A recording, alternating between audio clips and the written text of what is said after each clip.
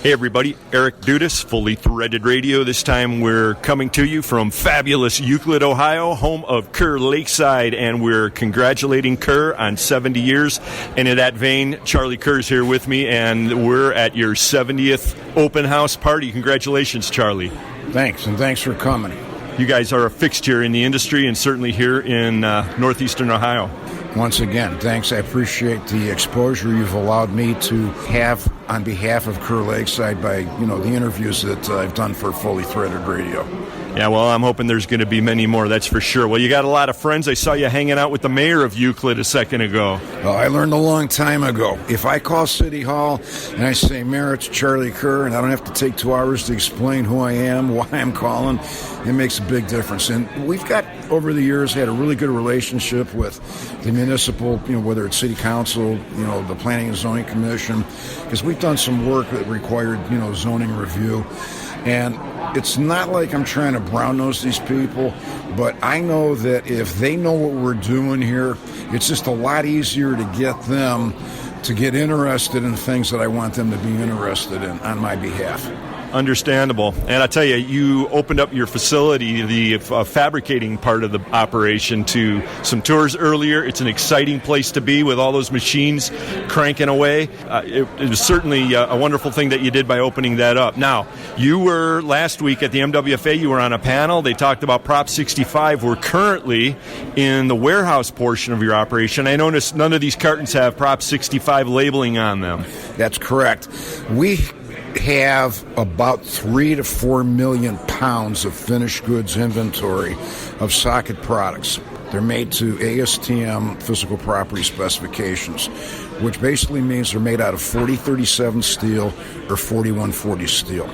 None of those two alloy grades contain anything at all that's on the Prop 65 list. Therefore, our product, as far as the law is right now, to my understanding, isn't covered by it. Fair enough. Now, I notice right over there in the corner, there's a very handsome-looking Kerr cake, and it's got the shape, of course, of a socket, and it's silver. Now, what flavor is silver? I have no idea. I'm going to guess it might be blueberry with a little bit of vanilla added. Thanks for inviting us, Charlie Kerr. No, thanks for having me.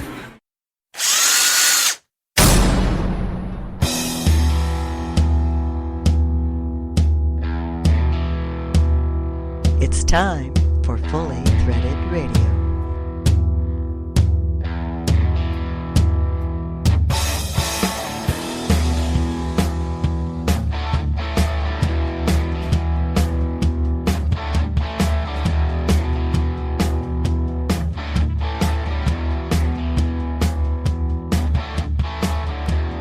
It is Fully Threaded Radio, voice of the FCH Sourcing Network. If you buy, sell, manufacture, distribute, import, or just find industrial fasteners fairly interesting, well, you've come to the right place, because this is a podcast all about that topic, and we're glad you clicked in. Hey everybody, Eric Dudas here, and the co-host of Fully Threaded Radio is here with me as well. He's fashion maven and online fastener software developer extraordinaire, Brian Musker. Hey Brian, you doing all right? Well, are we not in the fastener industry? Is this not the sound of a screw machine banging out cap screws? How could I be anything but great? Music to our ears, is it not? It is. And no, I'm not the fashion movement. That's Bob Bear, okay? Good. Thank you for catching that. We kicked off the podcast today with a short interview with Charlie Kerr of Kerr Lakeside, and we salute that fine organization on 70 years in business. We've had Charlie on the podcast from time to time, and he's always an interesting guy to have, and it was a great time to be at their facility to partake in their 70th open house, Bri. Great achievement, too. And isn't that the cover story in the latest American Fastener Journal? Indeed it is. Grab the May-June edition of American Fastener Journal, everybody, and you can get the full history of Kerr Lakeside. Euclid, Ohio based, Bri, right down the street. Yeah, I've been there once actually, and watched that very machine banging out cap screws. Oh, they had the plant really operating to a fare thee well when they were giving the tours, as you can imagine, and I always love walking through facilities like that one. It's quite impressive. Yeah, I know. It sort of brings you back down to the reality of what the whole thing's all about, okay? Here's the things being made. Yes, and on the topic of bringing everyone back to reality, it's episode 129, everyone. We're publishing this time on June 21st, 2018. And I think, Bri, we're going to look back and say that this was the episode that divided the fastener industry into two groups. Oh, which groups? Only two? Yes, well, for the purposes of what I'm about to say, yes, everyone who heard this episode and everyone who did not. And fortunately, if you're listening right now, you'll fall into the first category, and hopefully you'll be better off because we're going to cover some serious ground. It's a double feature covering two pretty serious topics this time, Bri. Carmen Vertullo will join us to kick things off with a conversation on Proposition 65. Now, this has been swirling around in the news lately, everyone. There's a lot of misunderstandings about what exactly this piece of legislation is. Does it only affect people in California and so forth? We're going to try to tackle that a little bit for you on the podcast today. You're not going to want to miss this. Our second big feature is a conversation with Modern Distribution Management's Ian Heller. Now, he joined us for a conversation on another potential threat to your business, if you're a distributor, that is, and that is the Amazon effect. He's an expert on this topic. And has some really, really good insights into this thing. We tried to cover some of the high points of it, folks, and if you're a fastener distributor, it's something you should not be ignoring. All right. Dave Manthey of Baird joins Mike McNulty on the Fastener News Report. They've got the latest FDI numbers, and Mike's got all the headlines, and he's got a back page story that harkens back to some of his glory days. You won't want to miss that. And Carmen Vertullo returns with his Fastener Training Minute. And for hardcore Carmen Vertullo fans, Bri, here's what we did. The conversation that we had on Proposition 65 got a little long. You can say that. I mean, some of it I didn't even use, but I pulled out a chunk where he talks about cadmium and lead and a couple of the other materials, and I popped that out and we used it as a separate bonus feature, which we'll play at the end of the podcast today. So, again, if you're a Vertullo or Proposition 65 fan, I guess that's a weird way of putting it, stay tuned all the way to the end of the episode today, folks. This puts a different touch on the talk radio. This is TORQUE from Carmen. Fastener Torque Radio. Yeah, that's a joke that would only go over with this group. Yeah. Fortunately, our sponsors let us get away with bad humor like that on a regular basis. And, Bri, who are those fine companies? Yeah, it's sort of just as well, because we do have some bad humor occasionally. However, we do have some great sponsors. The title sponsor of Fully Threaded Radio is Stellfast. Stellfast, for service you deserve and people you trust. Also sponsoring Fully Threaded Radio are Buckeye Fasteners, BTM Manufacturing, InSequel Software, Fastener, ND Industries, the Worth Group, the International Fastener Expo, Volt Industrial Plastics, and Solution Industries, home of Solution Man. And home of loom bolts, apparently. Yes. See episode 128 for details on that if you missed it, folks. Yeah. Please let us know what you think of the podcast, everyone. The email address is ftr@fullythreaded.com, or contact us through Twitter where the handle's fullythreaded. In particular, we'll be interested to hear what your take on the Proposition 65 discussion is. There's going to be a lot of discussion swirling around the industry, probably most of it offline, but if you think of it, let us know what you think of the segment on today's episode. Hey, Brad, we were mentioning the American Fastener Journal. There's another story you should check out in the May-June issue, everyone. It's an article penned by none other than episode 128's feature guest, Mike McGuire. Okay, so what's Mike writing about? Well, he went way back in the Fastener time machine, and he scribbled out a story about the origins of the NFDA, which most people know his father was a co-founder of. So this is some information you probably won't be able to get anywhere else. So if you're a Mike McGuire fan, or if you're an NFDA member, or just an observer, don't miss this article. Oh, okay. Well, it's a good bit of history. It is. And American Fastener Journal's got it. And while we're doing a survey of the Fastener media, we'd like to salute Fastener News Desk because they're doing two things now, Bri. First of all, they're featuring the Fully Threaded Radio podcast right on their homepage. And if you're a listener that found us through Fastener News Desk, welcome. All our archived episodes are available for you. The second thing the ladies over at Fastener News Desk did, I think wisely, is they are aggressively covering the Fastener Distributor Index.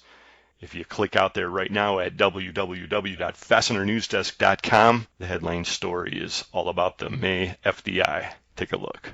Okay, well, that's cool. Very. We've got a lot of ground to cover, everyone. We sure do appreciate you joining us, and we think, once again, this is a kind of an important episode. So we'll stop our yammering right here, play a couple commercials, and we'll be right back. It's Fully Threaded Radio. 2 men, 1 server, a fastener dog, and a stunning lack of more lucrative alternatives. It's Fully Threaded Radio.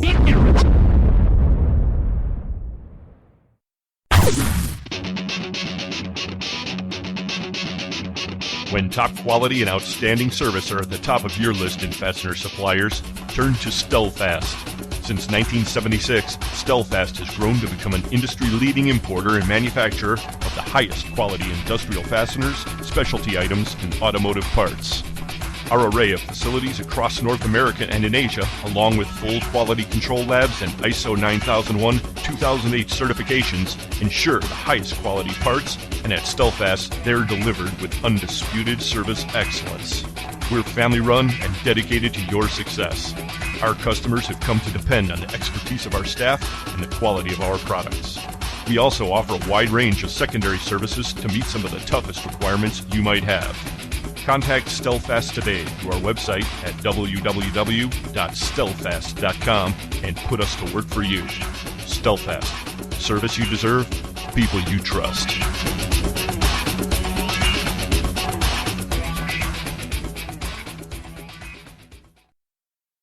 Are you tired of empty promises from software vendors? Are you paying for support that you're not receiving? Is it time for another paid upgrade? There is a solution. InSequel delivers quality software designed for the fastener industry at an affordable price with industry-leading support. Unlike other software companies, with InSequel, you purchase your software once. There will never be a paid upgrade. If you need assistance with anything, InSequel is there to help. When you call, you will always speak with a real person offering you quick and knowledgeable answers to your questions. Can your current provider say this? Quality software, affordable pricing, industry-leading support. Only InSequel can deliver all three. So why settle? Call InSequel Software at 877-446-9775 or visit www.inxsql.com. BTM Manufacturing is a domestic ISO 9001 manufacturer of threaded fasteners and bent wire products. From anchor bolts to studs to U-bolts, BTM is committed to making your per print special with the highest quality standards while meeting your on-time delivery schedule. Since BTM began in 1961, this family-owned business has remained focused on providing exceptional service to their customers. Centrally located in Kansas City, Missouri, BTM recently expanded into a 100,000 square foot facility, which allows for the production and manufacture of many projects simultaneously, both large and small quantity. BTM's website at btm-mfg.com allows you to submit custom quotes quickly and easily, and once you do, a BTM team member will contact you as soon as possible to discuss your needs. Are you ready to get started? BTM is. Visit www.btm-mfg.com today.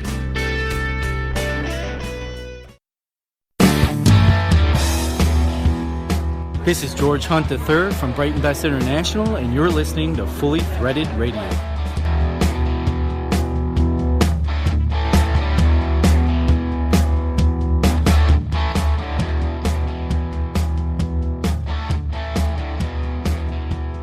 Brian and Eric back with you. We're two guys who are not lawyers, and we don't play them on Fastener Talk Radio. No, or anything else. That's right. And joining us is another guy who doesn't play an attorney, either in his day job or on Fastener Talk Radio. He's Carmen Vertullo. Hey, Carm, how you doing? I'm very well, thank you. How are you guys? We're doing good here, actually. Hanging in there. So we're dedicating the whole first segment of the podcast today to a kind of a critical issue that's facing the industry, and I saw you recently in Scottsdale make a presentation on compliance, Carm, and it was very well done. You reiterated many times that you were not an attorney ahead of discussing Prop 65, I think with good reason. That's right.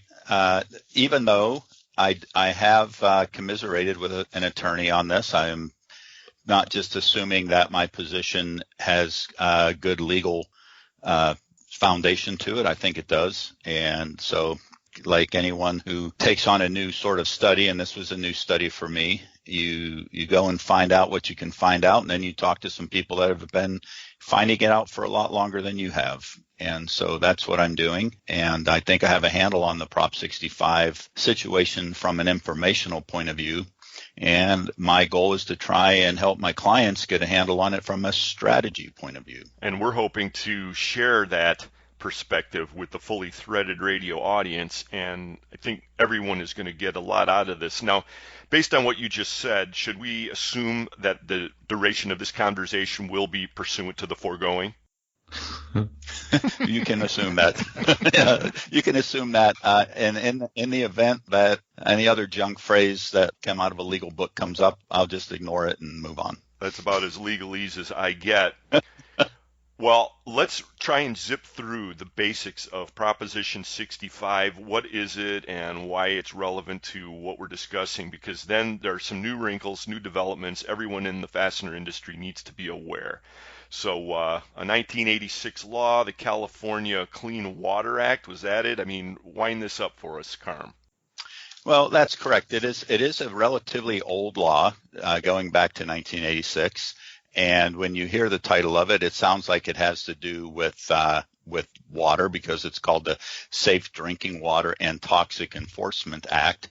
For us in the fastener business or any kind of product distribution or retail, wholesale, supply chain, wherever you live, for us, the issue is the Toxic Enforcement Act part of it, which, as most Californians at least are aware, is the impetus by which we have all these warning labels on many items that we buy and places that we walk into that says something like Prop 65 warning, this facility or this item may contain or may expose you to chemicals that have been determined by the state of California to cause cancer, birth defects, or other reproductive harm. And that's the warning that we're kind of used to seeing.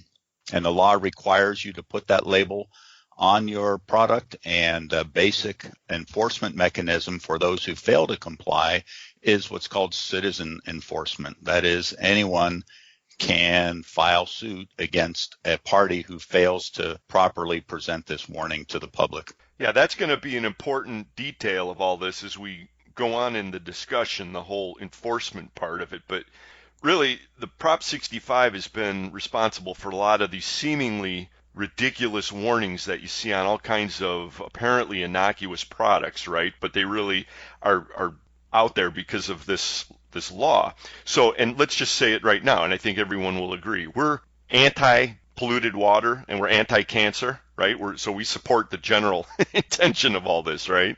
Absolutely. Absolutely. No one wants poison in their house, on their stuff, in their food, especially around their kids, in their schools or their places of work. And you know, there are not very many things that the government probably can do that no one else can, but protecting us from that kind of stuff is probably one of them. Sadly, the intent of this law was to do that, and by anyone's reasonable assessment, it has done just the opposite. Right. And so to this point, really, the fastener industry hasn't been bothered by it, although during your presentation in Scottsdale, you did a very quick review of some very ugly lawsuits that were generated. Again, none of them really affecting the fastener industry or targeting, let's say. But things have changed recently, and some new provisions of this act are going into effect fairly soon. Please share with us what those details are. Well, as I said, Prop 65, and as you said, has been around for a long time. And it's had a few changes over the years. And going into effect at the end of August of this year is the most recent change. And that change has multiple parts to it that affect us. But the two primary ones are this: a new labeling requirement. And I should say a format of the warning would be a better way to say that. Previously, you could have a generic statement, kind of like the one I just said. This product contains, or this product exposes those who use it to chemicals which may cause cancer or reproductive harm. Now that warning has to be much more specific. It has to have a little symbol on it. That's a little yellow triangle with an exclamation point in it. Yeah. Right. It's got to reference the Prop 65 website so that people can go to the website for more information. It has to specifically refer to a chemical that's on the list. So you can't just be generic. You have to say at least one. And if your product happens to cause both issues, cancer and reproductive harm, and more than one chemical is involved, then you have to warn about at least two. So that's one of the main changes. The other main change, and this is probably the one that has got those who do the analysis the most spun up and reactionary, is the wording of the law regarding who is responsible to make the warning. At one time, it seemed like that was heavily tilted towards the retailer, and that's where the lawsuit would start. That's kind of where the low-hanging fruit would come from. But everyone in the supply chain that was involved would also be named in these lawsuits, so you weren't off the hook. Now it's a little bit more specific, where it's the wording says something like that the responsibility for providing the warnings on product manufacturers on the products are manufacturers, producers, packagers, importers, suppliers, or distributors. So, and that sounds like us, that's most of what we do in this business. So they kind of saw that warning and thought all of a sudden, well, heck, now we're in the crosshairs, whereas we weren't before. And that's just not true. It's a little bit more specific, but everybody up and down the supply chain was vulnerable before, and everybody up and down the supply chain is vulnerable now. The issue really has to do with whether or not those things that are on the list, there's a list of chemicals that are in our products, actually cause exposure. And when you ask me what they are, I'll tell you, but I'll wait for you to ask me. Right. Well, it's a very extensive list, and there are some items on there that really shocked everyone in Scottsdale at the Pac West when you gave this, because they're so common. For example, really, nickel. I mean, come on. So basically every stainless product now falls under this, under this proposition or under this legislation. And every superalloy too. Superalloys can contain a variety of different things. Now, I'm getting a little bit ahead of myself here, but okay, well, that's fine. So let's roll back for a second, though, because at the top of the segment, we were lightheartedly mentioning how we're not attorneys and we're not pretending to be. And you emphasized that several times during your presentation. You also emphasized that at that time, and again, when was this? This was March, I think, right, or April? Yeah, but I actually began working on this before the end of last year. My first clients began asking me about it.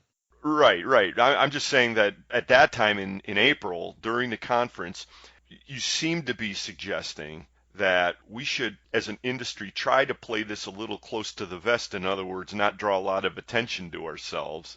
And one of the ways that we could do that was just to recognize that possibly we weren't susceptible to this, but things have changed since then, haven't they? Because now we realize, especially after the Midwest Fastener Association panel discussion, upon which George Hunt III from Bright & Best came right out and when asked about Proposition 65 said that BBI's intent is to begin shipping with these warning labels. So that has an impact. We also now know that Star Stainless is going to begin, and this is from Brian Wheeler, sales manager over at Star, saying a very similar thing also at the MWFA. So those are two major suppliers to the industry that does what, in your opinion, to the fastener industry? And I'm not singling those two companies out as being necessarily doing anything out of line, but I'm saying that it's representative of kind of an important shift in the way that we're handling it.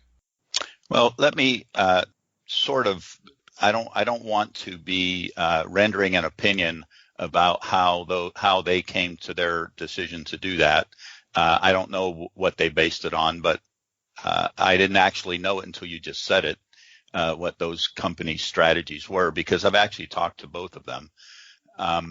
And they both have a paper that I wrote called the Position White Paper for fastener suppliers regarding California's Prop 65. And I've given this paper to anyone who wants to read it, and it's probably 100 people have gotten it now, maybe more. And I've also put together a way for us to come together, which is what I'd hoped to do initially, and put out an offer to do this at both PAC West presentations, to develop some kind of a coalition where we could come up with a strategy as an industry, as supply chain partners, for how to handle the Prop 65 problem. So here is the thing. Nothing has changed in terms of the chemicals that were on the list. Those are all the same. There was no need for us to put any labels on anything before. We weren't doing it.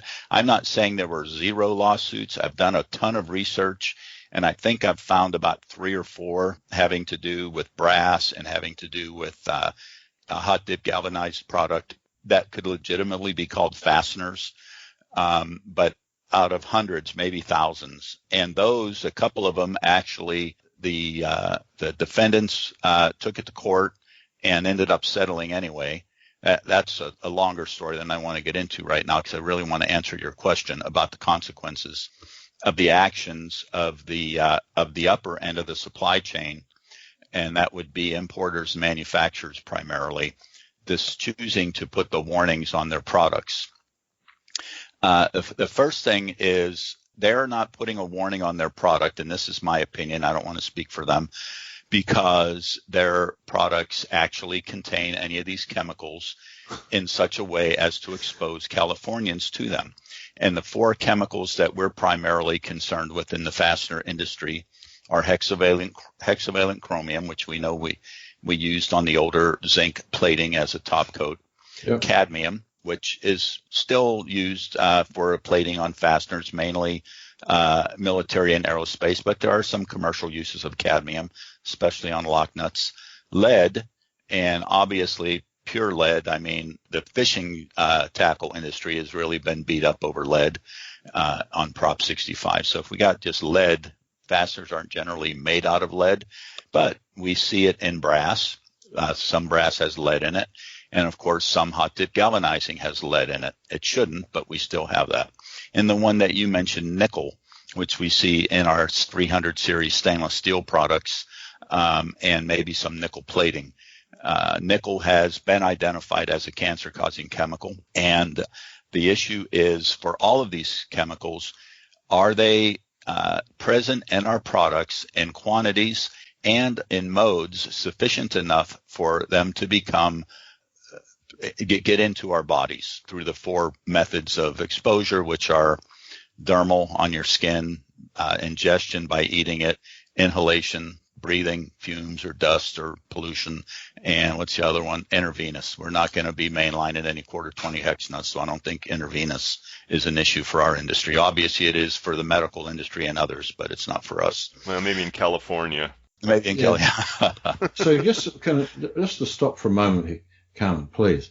So this is nickel, known by the state of California. Is it known by anyone else in the world?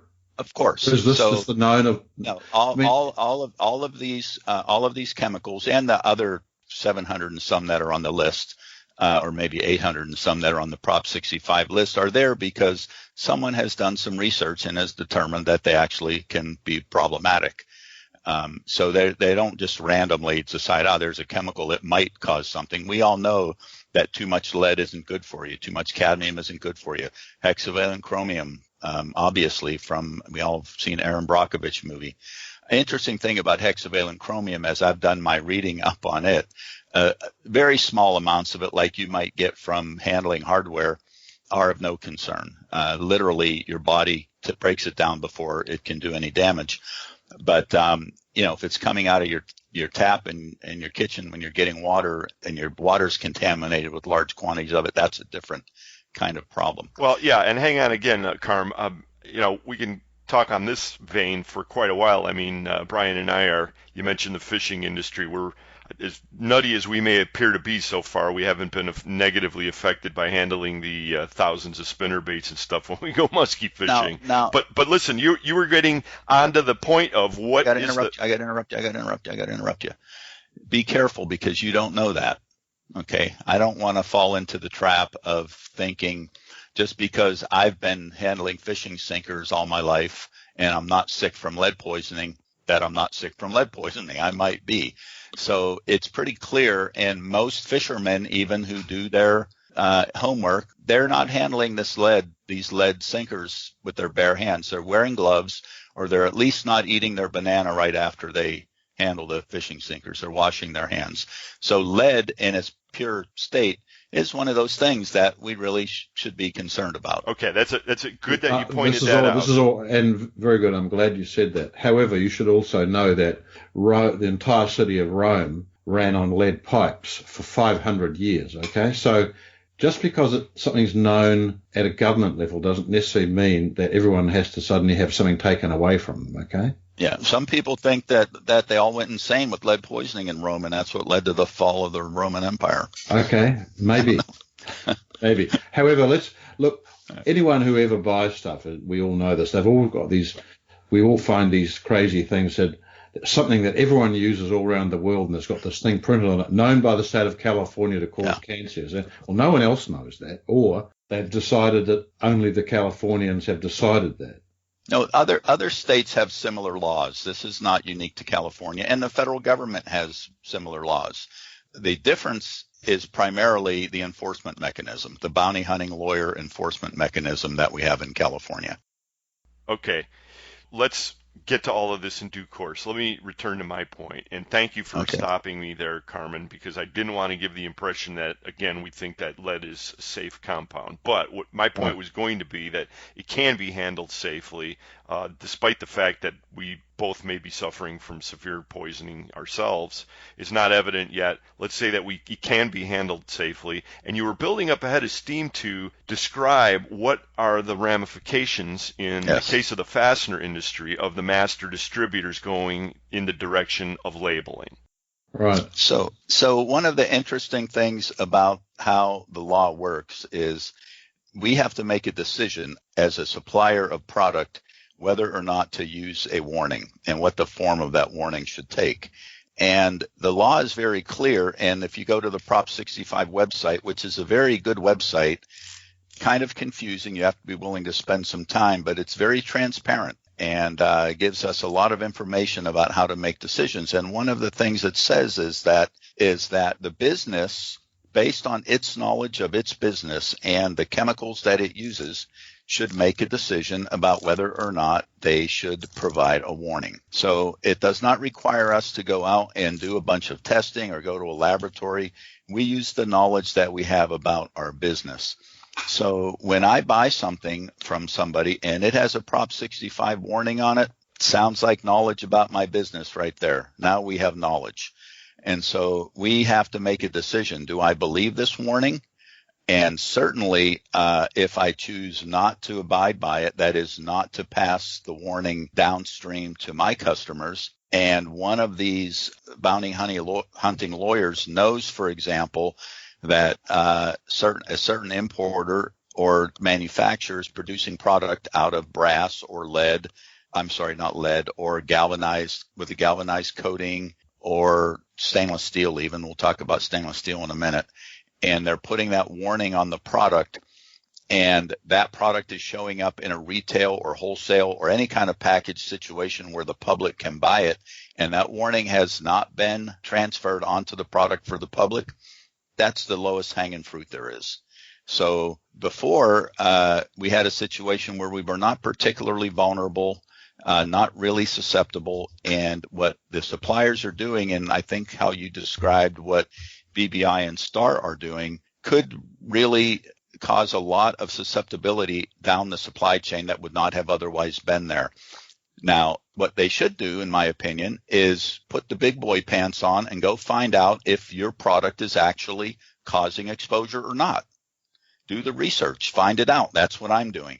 And then when you come to the conclusion that maybe it is, warn. If it's not, then don't. Because whenever you provide the warning, automatically you are exposing your supply chain to the lawsuits. And most of the supply chain, and when I say most, I don't know if it's 51% or 70%, but it's certainly, I would think, more than half. Most of the supply chain is not going to know how to handle this warning situation. They're going to get, I see it already being done wrong on pack slips, and now we're not only vulnerable because maybe we fail to warn, but because we provide a warning that's not in the right format. Well, yes, and let's talk about that in a second. And let us also at this juncture emphasize that we have made a comment here about what some of the suppliers are doing, and we don't know the exact form it's going to take. And let me self-correct here a little bit. I don't know that these folks have not done what I just suggested that they do. Maybe they did. Maybe they went out and did all this research and decided, hey, our stuff really is poisoning people. We need to have a warning on it. I don't think that. And I also don't think, based on the research that I've done, that any of our products expose Californians to the levels of chemicals that would require a warning. So now jump to the next question that came up several times from members of the audience at the MWFA during the panel discussion. And that was, all right, why should we care? We're not shipping our product into California. And they shouldn't. To be honest with you, if you're sure your product's not going to show up in California, then you should have nothing to worry about. Now, I have seen certain types of warnings on product where the supplier, let's say it's a faucet that has brass in it, and they feel they should provide a warning because of that. They don't know whether their product is going to show up in California or not. So they'll say something like, we realize you may not live in California. You might be buying this faucet in Illinois or Florida or Texas, but this warning is provided to comply with the laws in the state of California. Okay. But so if you're certain that your product is not going to expose a Californian in the state of California within our geographic zone to any of the chemicals, then you shouldn't bother. That sounds really cut and dried, but as you said during your presentation in Scottsdale, it isn't nearly as cut and dried as we'd like it to be, because a lot of the people in that audience at that presentation and a lot of the people in this audience are middle tier distributors, and they have no way of knowing where their product is going to be used. Correct. Yep. That's right. I had a question regarding a supplier in Arizona who was shipping product back to, I think, Chicago for cadmium plating, coming back to Arizona, and then from there going into the supply chain wherever. And, if you think your product might go to California and you can't figure out which package is going to have it, then put it on all of them, if you so choose to provide the warning. So the people who are going to be reading these warnings about the horrific danger of content of nickel, presumably they're not eating their breakfast with stainless steel cutlery. Well, this might be a good time to start going down the list and telling you what I think about each of those four elements. Is that a good time to do it, you think? Fire away. Okay, so let's start with stainless steel, and what Brian said is just so obvious. Our knives and forks and spoons and a whole bunch of stuff that the medical community buries in our bodies are made out of the same exact alloys that our fasteners are made out of in the stainless steel world. Right.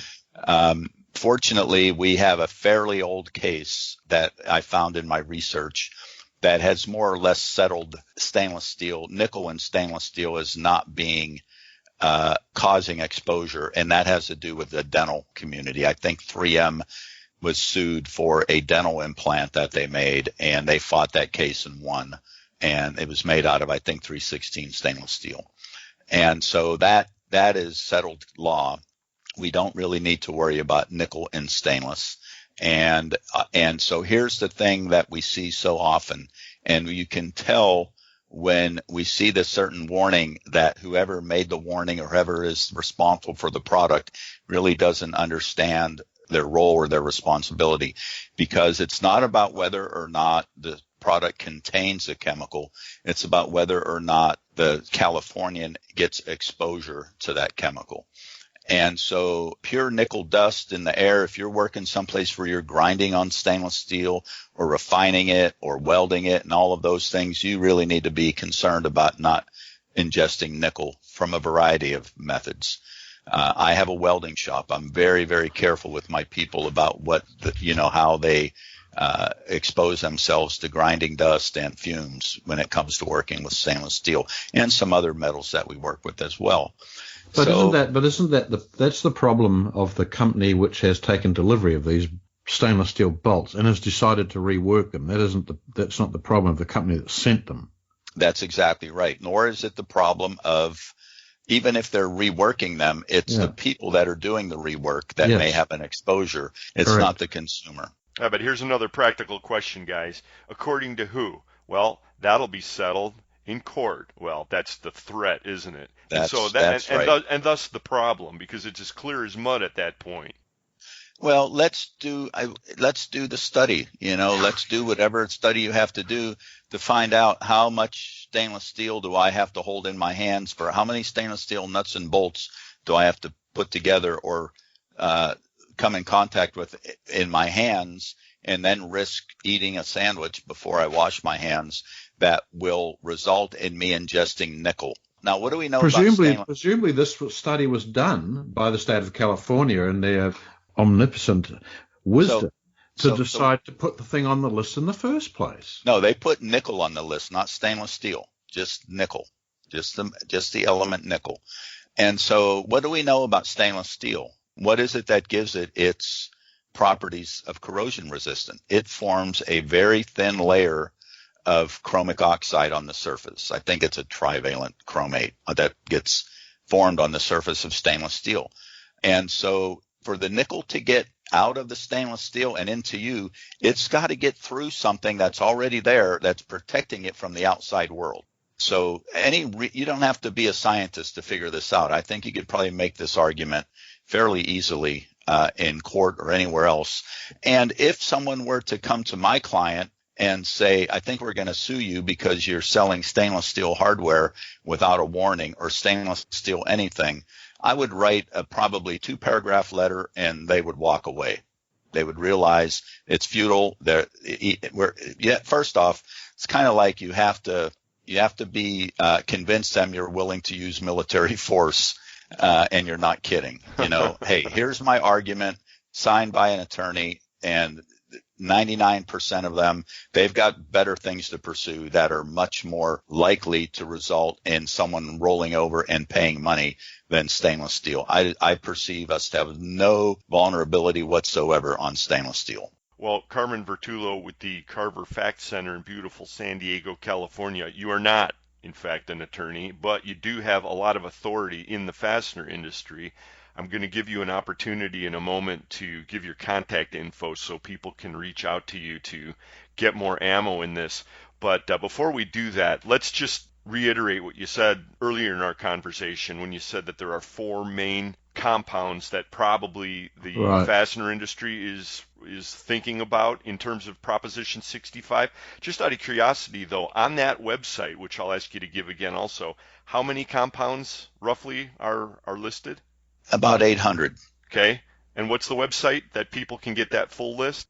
It is, if you just Google California Proposition 65, you'll land right on it. Okay. It's not, I could give you the website, but it's probably easier just to Google it. Okay. We are able to do that. And how do people reach you at the Carver Fact Center? Well, you can go to carverfact.com, or you can just email me at Carmen V as in Victor at carverem as in engineering and manufacturing.com. Folks have gotten my attention through the various associations I've spoken to. I've gotten calls from PAC West and NFDA people, and even ASTM at the ASTM F-16 committee meeting. I got to make a short presentation there. And so if you try to get a hold of me through any of the associations, they'll direct you right to me. All right. You're easy enough to find, folks. You can get with us at FTR at fullythreaded.com if you can't find Carmen.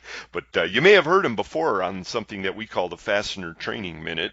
Everyone knows you from that, Carm. So presumably, Carm, this is a sort of a developing situation, isn't it? So it is. It's a boiling pot right now, though.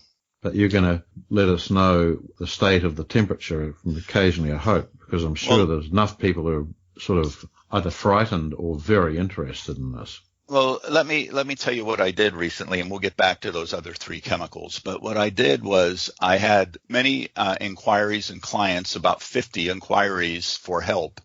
And I actually did have one client who asked me to research this topic, and that resulted in a lot of hours, way more than the client could pay for or should pay for, to be honest with you. And that resulted in my white paper and a whole bunch of other research that I have done.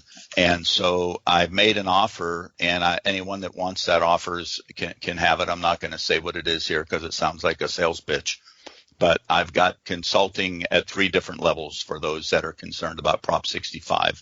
And what that does is it enables a large group of people to get an amount of information that they normally could not afford to have somebody research. I was hoping we could do that sort of as an industry and come together and form a coalition. But clearly now, with the information you've given me about some of the actions that are going on, that wasn't going to happen. Well, I have to say it this way, Carm. First, thank you for giving us the lowdown on this, and I look forward to you keeping us abreast of this. Also, there were so many questions that indicated to me that people are really not truly understanding what's at stake here and really what the vulnerabilities are. There was a story shortly after your Scottsdale presentation. It was in Global Fastener News. I think that story does not stand alone. I think it needs clarification. So people should definitely read your paper or contact you and keep abreast of what's going on, because things are going to develop that the fastener industry needs to be paying attention to. Would you agree with that summary? I do. Client sent me the Global Fastener News article, and they read it and said, "I need your help. Here's why." And I read the article, and there was a lot going on at that meeting. I wasn't just talking about Prop 65. I was talking about compliance in general, other issues, REACH and RoHS, and even the Fastener Quality Act I talked about. And so in that piece, they got a little bit intertwined when they probably shouldn't have gotten intertwined. And because this is such a technical issue, things can easily get misinterpreted. So, I really think the article does a very good job of, if someone reads it, they're going to say, "Oh, I need to be concerned about this," and that's correct.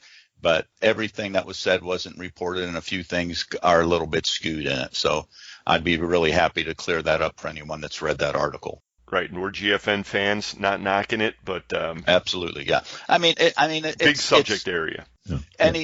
Anyone who has ever given an interview or had some event that they participated in reported on by the press knows it's very hard to get things exactly right. And of course, when you know exactly what the facts are and they don't maybe sound exactly the way you said them in the article, it's easy to think things have been misinterpreted. And there's nothing in it that's of danger. It's just something I think, as you said, deserves clarification. And I'm happy to do that. Just call me if you read that article, and I'll help you out with it. Well, Carmen Vertullo with the Carver Fact Center, thanks again for joining us. These days, you can't even really get 1 hour of quality legal representation for under $450. So I don't know what the bill's going to look like when you send it off to us, but thanks for coming on the podcast. Well, let me just finish up with that about legal advice. I understand that the companies that are taking whatever measures they're taking are taking them based on much more high-powered legal advice than I could ever deliver. They have attorneys, they pay them to come up with a strategy, and they would be foolish not to listen to them. So that's the way that is. I have, got the services of, I think, one of the best Prop 65 attorneys in the state of California. I stumbled on this firm. It was a real blessing to get to know them and have them affirm my stand. So I'm happy about that. Obviously, that's cost some money, and I've got a lot more research to do. I've acquired multiple different people who have engaged me in this consultation opportunity at every level. One of them's in Canada. So, I guess Canada ships. I thought maybe they think it's CA means Canada, not California. That's why. We should also note the bigger companies are the ones who are the biggest targets too. Okay. And that's right. For lawyers, and they have a lot. They have an awful lot to protect. Yeah, they do. But on the other hand, it's sort of like here's our safety net, and now a whole bunch of other people are going to, out of their own ignorance, maybe out of fear or laziness, even not do their homework and potentially end up being vulnerable. I still think that we're not, even under all of this scenario, we're still not low-hanging fruit for Prop 65. What might be low-hanging fruit is those who fail to label, or not fail to label, but those who label incorrectly. Because I'm seeing new product with warning labels that are not formatted properly. And by the way, none of the product that is manufactured prior to the end of August of this year is subject to the new requirements. Only product that was manufactured after the end of August is. But obviously, you can't just turn it on and off like a switch. You have to start somewhere before the date. But I don't think we're going to end up seeing an epidemic of lawsuits over Prop 65. I hope. I don't think we're going to see it. And I think the reason is people are going to do the right thing. And what is the right thing? Well, the right thing is to study the issue, know what your suppliers are giving you. Many of the distributors and the retailers may not even realize that the warning is coming from up the supply chain. So know what's coming your way. Make a reasoned decision about whether to provide the warning or not provide the warning, and have a policy, have a written policy in place, because it's not just you. If you're pushing the product into the supply chain downstream from you, then those folks are going to want to know how you got the information as well. So you might say something like, hey, based on the label we got from our importer or supplier, we're providing this warning to you. We don't believe that you are exposed or it causes exposure, but we're obligated to provide the warning. That sounds like very rational and sane advice, and you're a guy who obviously have extreme technical knowledge in this area. You're getting, sounds like, pretty wide practical knowledge as well. Thank you so much for joining us, and we look forward to your next report, Carmen Vertullo. And we'll know stuff next month that we don't know now. Not too much, I hope, okay? Well, we're all watching. We're sure there's more fine print ahead. And there's also more fully threaded radio coming right up. All right. Talk radio for the fastener industry. It's not really all that bad for the most part. Brian and Eric, fully threaded radio. ND Industries has been solving customers' toughest problems through innovative technologies, competitive pricing, and industry-leading service since 1955. A family-owned business, ND Industries manufactures and applies fastener locking, bonding, sealing, masking, and assembling products. Their pre-application process makes fasteners ready to use at the point of assembly, resulting in reduced labor costs, time savings, and superior quality assurance. As a fully integrated company, ND handles all aspects of operations, from formulating custom chemical compounds and coating fasteners to providing inline inspection, packaging, and delivery services. ND Industries serves the global market with 13 divisions in the continental U.S. and also facilities in Taiwan, China, and Turkey. Learn more about ND Industries at our website at www.ndindustries.com. ND Industries, innovative technologies, competitive pricing, and industry-leading service. Contact ND today.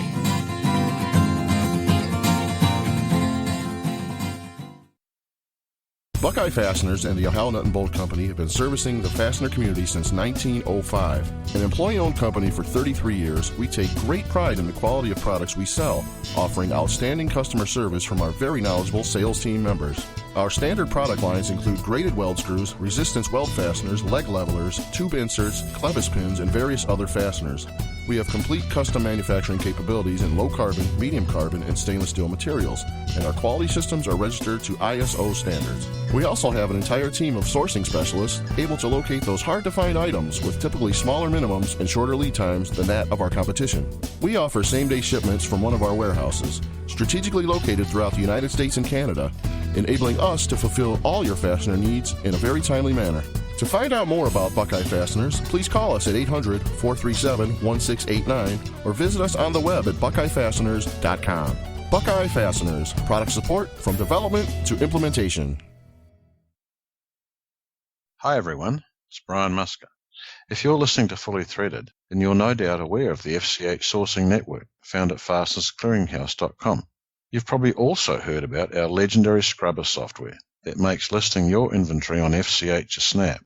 But have you heard about the new FCH SmartLink interface? With SmartLink, users of Business Edge, InSequel, and Distribution One have a new weapon in the war against excess inventory, because each of these platforms now links directly to the FCH scrubber system through an automated interface. The best part is that this new tool is available at no additional charge to FCH members who use Business Edge, InSequel, or Distribution One. With SmartLink, you can keep your inventory listings up to date with the click of a button, so it's a win-win for all FCH users. The new FCH FastLink interface is really big news, and we'll be thrilled to have your company using it. Business Edge, InSequel, and Distribution One users should contact their software provider for details, or just call me, Brian Musker. You can reach me through the FCH website at www.fastenersclearinghouse.com. That's fasteners with an S. And the S is for scrubber. Hi, this is Casey McElhon from McElhon & Associates, exhibiting at the 31st Annual Midwest Fastener Show, and I absolutely listen to Fully Threaded Radio.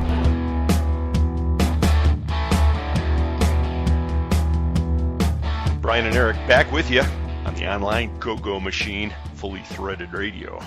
Predominantly about fasteners, but not solely. You know the drill, folks. Well, traditionally, this is the news portion of the podcast. And coming up, we've got Mike McNulty, this time joined by Dave Manthey of Baird. They'll be talking about the Fastener Distributor Index, and Mike will have all the headlines for you. But we've got some other news. Everyone in the industry likes to talk about Fastener Golf. And there was a big Fastener Golf event that happened recently in tandem with the MWFA Tabletop Show in Elk Grove Village. Here to talk about that with us is the golf chairman from the MWFA and also the past president, everybody's pal, Rich Cavoto with Metric and Multi. Hey, Rich. Going well, Eric. Thanks for having me. It's a pleasure. Good to see you out there in Elk Grove, Rich, as always, and congratulations to the MWFA on another successful tabletop. Yeah, well, it's definitely very successful. That tabletop's one of my favorites. You get in, get out, have a little bash, the golf the next day, and you're in and out of here in a couple days. So it worked out well. We had over 100 tables, lots of visitors, had a good little after bash with some entertainment there. I think you were partaking in some of that, if I'm not mistaken. But it was definitely fun, a little bit different. Got some feedback. Some people did like it. Some thought it was a little stretch. But overall, I think it was good. Change it up a little bit to try and keep people's interest to hang around a little bit after the show. Oh, I'll tell you the one part of that I like. I was just sitting at a table and was talking to Jackie and a few other people, and this guy turned up, and he was a magician. And he started just walked up and said, "Oh, let me just show you this," and he was a really good magician. And he was amazing. In fact, it was so good that we had people who said, "Oh, we need to get you over to our company party." So I was not expecting to be sitting there and then have a magician turn up at the table, okay? Yeah, and of course the whole room was filled with clowns, too. Speak for yourself. Well, we won't follow that one anymore. But, it was a good show. I think the general takeaway was that although the room was really full, some people were disappointed because a few of the Chicago-based large distributors did not turn out. And that seems to be just kind of par for the course anymore with tabletop shows. I mean, it's really rough getting all those distributors into the aisles, but we'll see how things go in the future. But right now, that just seems to be the tenor of the industry, don't you think, Rich? It definitely does. I mean, first of all, there's a lot of us who buy from each other and sell to each other. So there's a lot of that already in the room. So you're missing out on, not necessarily talking to them, but they're there as your competitor and your supplier.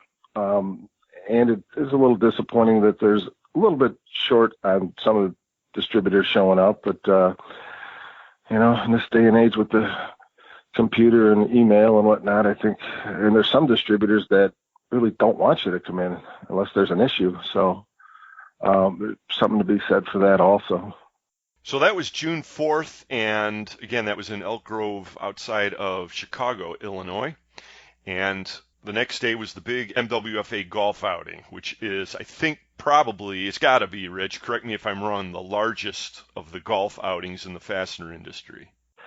It is definitely one of the biggest. I know we had a total of about 136 golfers. We did have, I think, 28 golfers go off at the 7 o'clock shotgun, which was probably a little smarter than the noon shotgun, because the 108 guys and girls that went off at noon caught a little bit of an afternoon cold front that came through with a few raindrops in between, and it was definitely probably 15 to 20 degrees cooler when we finished than when we started.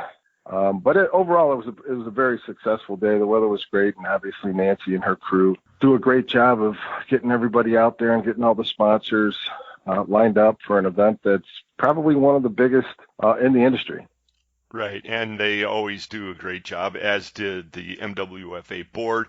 Excel Screws Wayne Wishnu, the president this year, and I believe you were the golf chairman, so hats off to the team. Regarding the weather, hey, welcome to Chicago. I mean, you know what you're going to get, right? You definitely do. So I guess what everybody's holding their breath to hear is some of the results. I mean, what are the highlights? Who took home the trophy this time? Well, it's a back-to-back victory for first place team, which was myself, Jason Bertone from FastComp, Bob Baird from Abbott, and Denny Cowie from Computer Insight. Ended up winning with a score of 13 under, beating out the second place team, which they had to go to a tiebreaker.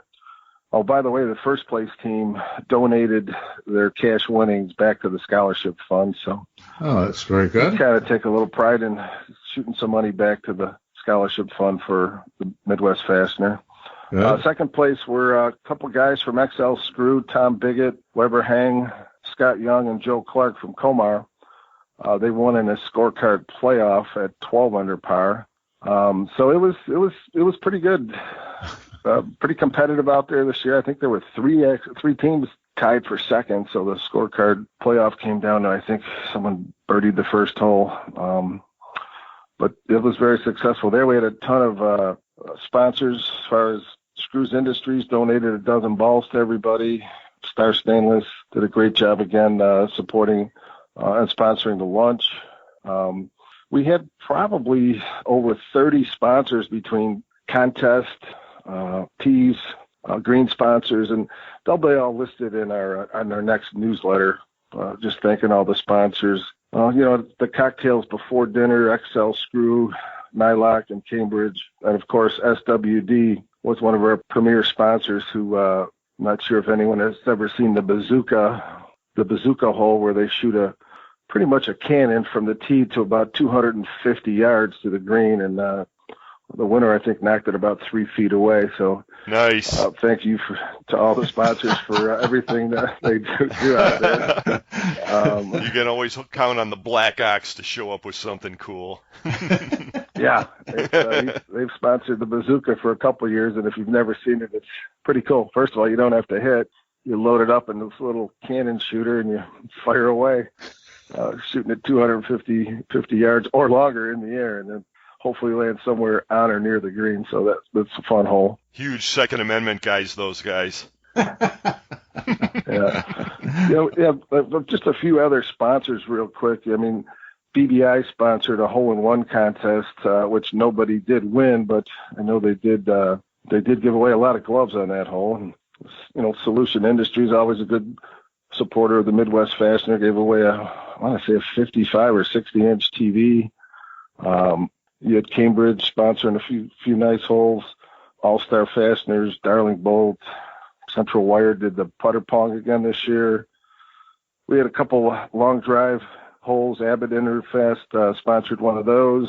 Closest to the pin on a drive, which is about 240 yards on the 9th hole. I think Beacon Fasteners sponsored that. All American Systems.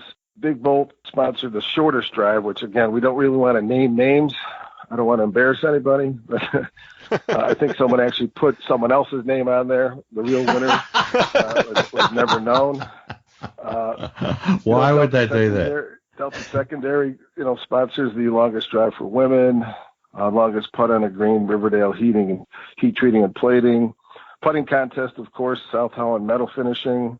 That's pretty much covers most of the sponsors. Midwest Fastener did sponsor a few of the holes on some of the betting holes closest to the pin with Darling Bolt. Pretty much covers all of the sponsors. I think FCH might have had a hole too, I don't know if anybody's ever heard of them. I'm actually coming to the FCH 30-pack of Busch Light. I thought you were leaving it a little bit long. No, I'm saving the best. I'm saving the best for last. So I'm pretty sure most people do know Mike Kane from Indusco. And when we had the Busch Light sitting on the table, he wanted to know where he could put his ticket in there for the raffle. And figure a local Chicago guy wouldn't have to transport it or drink it real quick. He was the lucky winner of the 30-pack of Busch Light and the fully threaded hat. And I got to tell you, Eric, he was ecstatic. That's good to hear, and a very responsible award of that prize to, I think, a worthy individual. So congratulations to everyone involved. Well, that's a great roundup of sponsors and a great event, and congratulations once again to the whole association, everybody who participated. And, of course, everybody, the Fastener News Report is coming up momentarily, this time sponsored by Volt Industrial Plastics and Fastenal. The title sponsor of Fully Threaded Radio is Stelfast. Rich, before moving back to the tabletop, right ahead of the opening of that event was a panel discussion, and one of the topics during the panel discussion was Proposition 65. What's Metric and Multi's take on that whole thing? Well, we're definitely getting the inquiries from customers, what our labeling and what we're going to be doing here, which is coming up pretty sure, I think, the end of August. And we will be ready for it. Just still kind of waiting to get a few feelers and see what a few of the other distributors and importers will be doing with it. But it's definitely something that's going to be pretty much on everybody's lap real soon here, and we will be ready for it when it does officially go into when it's implemented for California there. Can I throw one other thing in here, Eric? Go ahead. Yeah.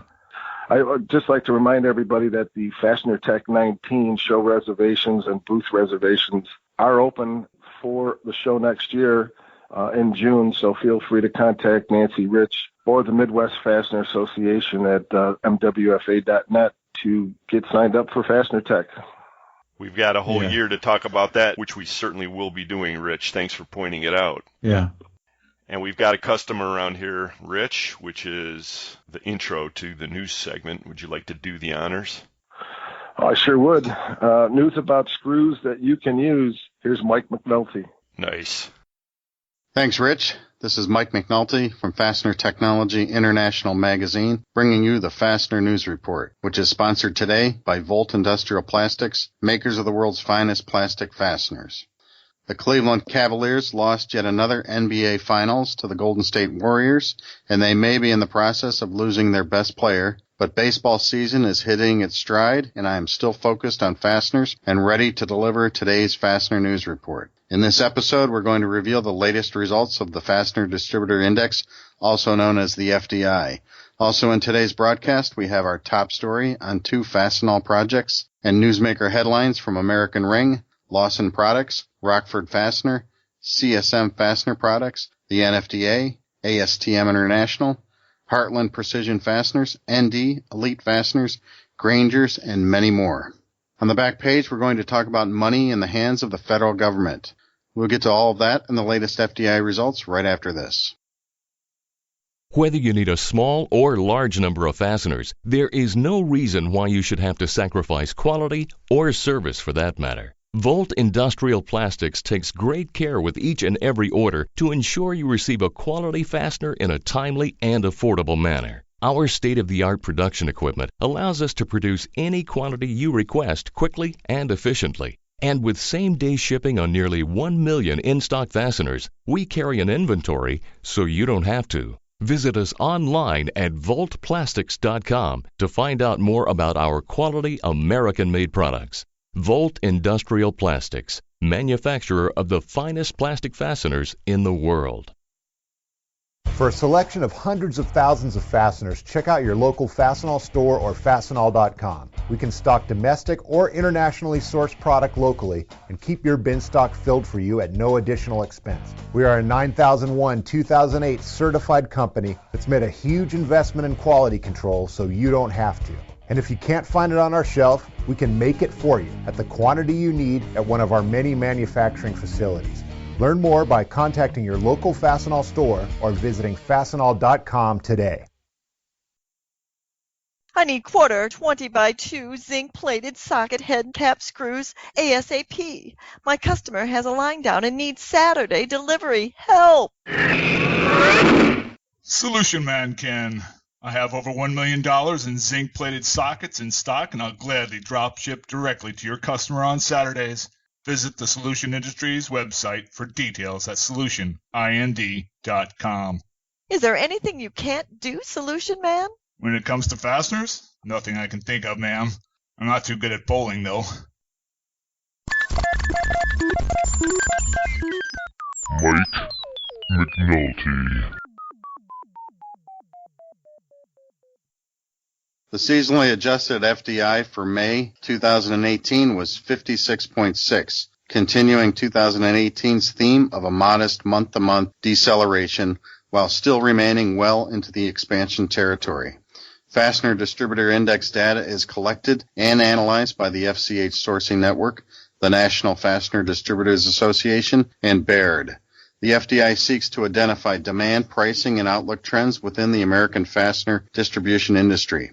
To get some insight on these results, we talked to RW Baird analyst David Manthey. Hi, Dave. Thanks for joining us on the Fastener News Report. Hi, Mike. Thanks for having me. You're welcome. What can you tell us about the May FDI results? Like you said, the 56.6 still signals continued expansion in the overall fastener industry. But as you also pointed out, that represents moderation for the fourth consecutive month. In addition, the 56.6 is slightly lower than recent trends. When you look at January and February of this year, both of those were over 60. The last 12-month trailing average is about 59.3, and even the year-to-date average is just under 59. And even though that's the highest year-to-date average through May in the history of the survey, what's interesting about it is because of, as I said, with the January and February numbers being over 60 and this number being 56.6, we're seeing a downward slope this year as opposed to the upward slope that we saw in the beginning of 2017. Also, looking at the forward-looking indicator was pretty steady. It was 58.8 versus 58.9 last month. So, and also the 6-month outlook is pretty strong. So, do you think there's anything going on about, things have been good, but relative to the other months, they're not that much better. So that's causing it to dip down a little bit? I don't think that the FLI says that there's anything ominous on the horizon. It appears to continue to indicate good growth as we move through the next 6 months or so. And what we saw when we get underneath the numbers is the employment index was slightly better, which is something that is it's a long-term decision. It's an actual dollars and cents decision. The area of the underlying data that was slightly less positive was the 6-month outlook, which is a little bit more qualitative by the respondents. So I'm not ready to read too much into any of that data, just to say that a 58.8 in the FLI represents a continuation of growth. And as you said earlier, as a diffusion index, when it's over 50 for a long, long period of time, it almost has a mean reversion that drags it closer to 50 over a long period of time. So I'm not reading too much into even that 56.6 on the FDI. That's a very strong number, still represents growth. Just means that things aren't getting sequentially, additionally stronger as we move through the year. So kind of it's still growing, but a stabilizing growth. I think that's a fair way to put it, yes. Okay. Looking inside the numbers, as we mentioned, the sales were down a little bit, but pricing, deliveries is inching up, inventories inching up, pricing are staying about the same, and maybe that's a good way to segue into, I think, when we'll get into the customer comments, but people are concerned about pricing going up, tariff worries, that kind of thing, maybe tempering the whole thing as well. What do you think? Sure. On the input prices for manufacturers and then being read through to distributors as well, obviously a major concern out there from what we read in the comments and just what we hear from people day in, day out on this side of the world. I think it's interesting to note that whether we have tariffs, whether we don't, how long they last, how large they are, et cetera, the fact is we're seeing higher prices out there in the market. You look at steel prices, they've surpassed the 2011 cycle highs. Lumber is at all-time highs. Copper at 3.5-year highs, as is oil. And with oil, of course, there's direct impacts of things that are manufactured with petroleum products like plastics or PVC. And then there's also the indirect effect of, say, higher freight costs, which are feeding their way through the entire supply chain. You have a fairly tight labor market, et cetera. So tariffs or no, inflation is real, and manufacturers and distributors are dealing with that today. The question is, will the price increases be able to be pushed through the channel effectively and completely? I think the jury is still out on that, but it's also a moving target. Prices continue to move higher and fluctuate, and manufacturers are pushing pricing on the distributors. I don't know that many distributors have matched the input price from their manufacturers directly and immediately, but most distributors believe that over time they should be able to recover the price increases they're seeing from their suppliers. And passing it on to their customers. Yeah. All right. Well, we had a lot of comments this time on the FDA, and they were centered on some positive sales results, rising pricing that we just mentioned, tariffs, et cetera. And then one person gave a tip on the cement producers and contractors. Does that ring a bell with the comment specifically was watch the markets on cement companies and contractors. Their demand is going way up nationwide. Does that ring any bells with what you guys are hearing? Yeah, I think it does make sense relative to some of the data that we've seen on the construction front. Certainly when you look at overall construction spending as reported by the Census Bureau, it's up about 7.5% in April year over year. A lot of that's still being driven by single family, which is up nearly 10% year over year, but multifamily is even showing a little bit of life and inching up.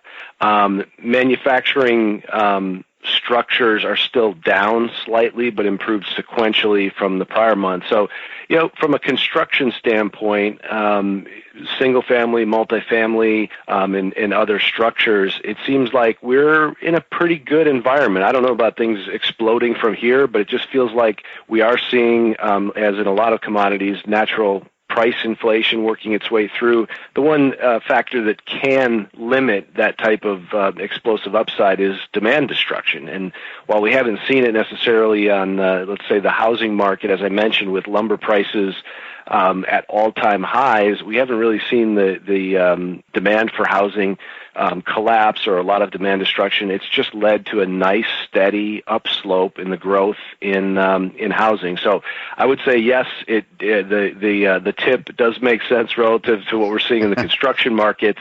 And other than that, I'm not going to give any investment advice outside of my coverage list for right now. Okay.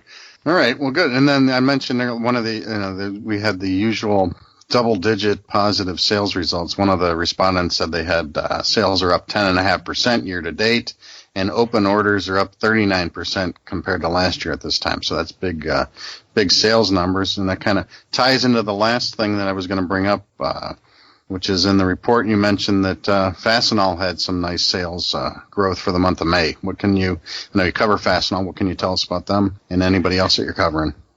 Sure. Yeah. And Fastenal has been consistent with the other companies that we cover that distribute industrial supplies more broadly. Fastenal is seeing good growth, and it's been sustained growth, stronger than most. I would say double digits is certainly on the high side of what other companies on my coverage are seeing. But the 12.5 in May was about 1% above our expectation.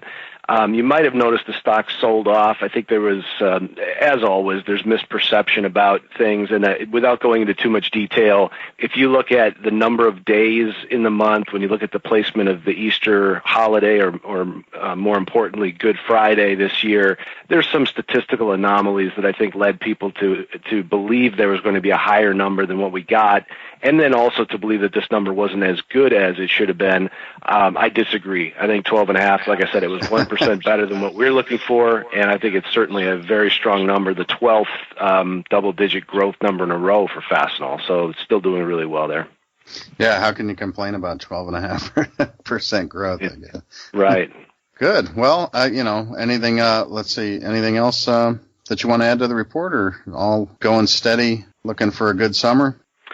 I would say yes. The data that we're looking at, most of it seems to be pointing in the same direction, which is for growth. And even though you do get some variation around that general trend, like we've seen here in the data this month, I think it's important that when you look at most of the economic data reported by the government, most of the survey data that we produce at Baird, conversations that we have directly, public and private companies, growth seems to be still on the menu here throughout the course of 2018. So we're encouraged by that, and we'll keep our ear to the ground if anything changes. But for now, it looks like we're going to continue to see growth, even if it does moderate slightly as we get through the summer here.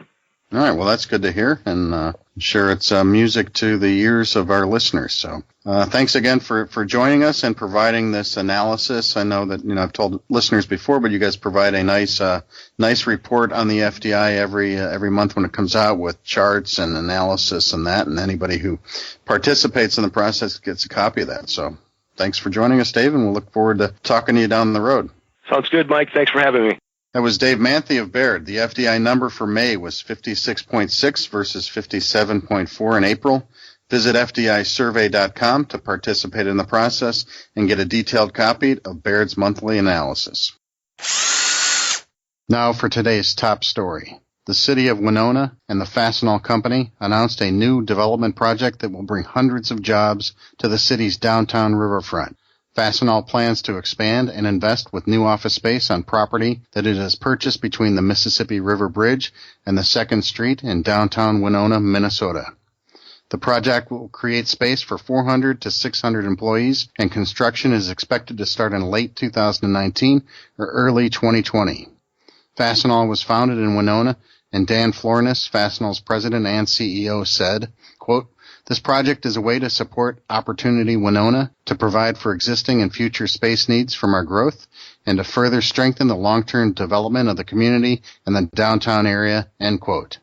In addition to this project, Fastenal is locating a new 129,000 square foot distribution center in Madison County, Mississippi, an $11.5 million investment which will create 60 jobs over the next 3 years. The Mississippi Development Authority is providing assistance for site preparation and infrastructure improvements, and Madison County is providing similar assistance. Construction of the Fastenal Mississippi Distribution Center will begin this fall, and it is expected to be completed in late 2019. Next up, today's Fastener Newsmaker headlines. In acquisition, expansion, and investment news, American Ring has acquired all tooling, dies, equipment, and intellectual property of S&M Retaining Ring. Lawson Products recently held an open house to celebrate its new distribution center in Alberta, Canada. TR Fastenings has opened a new technical and innovation center in Gothenburg, Sweden. Rockford Fastener added in-house trimming capability by purchasing a Waterbury trimmer. Dorman Products broke ground in Tennessee on its soon-to-be largest production and distribution facility. Advanced Components is now a master stocking distributor of HACO solar power components. CSM Fastener Products has been selected as a North American EJOT licensee for PT and Delta PT screws for plastics. Hyperco, an MW Industries company, has added a new warehouse in California to support the demand of the off-road and power sports markets. And H. Paulin has launched a new nail center. In personnel news, Kelly Cole of Hayes Bolt & Supply was elected as the 2018-2019 president of the NFTA. Tyler Olson, engineering manager of materials at Fastenal, recently won the 2018 ASTM International James A. Thomas President's Leadership Award. Brighton Best International welcomed Chris Connolly as its new Ironclad Regional Sales Manager for the Upper Midwest of the USA. Heartland Precision Fasteners announced that Dee Henricks has joined the company as sales manager. ND Tech Group, a company of ND Industries, welcomed Richard Folks to the team as Vice President of Research and Development. BooFab has recruited Karina Loof as Global Sourcing Director. Elite Fasteners announced that Mike Linhart is its new National Sales Manager. And Grainger announced that Laura Brown, Senior Vice President of Communications and Investor Relations, will retire from the company on July 1st, 2018. You can get details on all of these stories and more in Fastener Technology International Magazine and the Fastener News Report newsletter, available in print, PDF, and flipbook editions by visiting FastenerTech.com. Finally, let's turn to the back page to talk about money in the hands of the federal government. Once again, I see the need to return to the never-ending task of reporting new milestones in our federal government's handling of money. According to the 36-page monthly Treasury statement published by the U.S.'s Bureau of Fiscal Service, the federal government collected a record $1.14 trillion in individual income taxes through the first 8 months of fiscal 2018, beating the previous record from 2016 by $56 billion. Despite the new record, the federal government still managed to overspend by $532 billion in the same time period, taking the cumulative debt of the country to a new high point.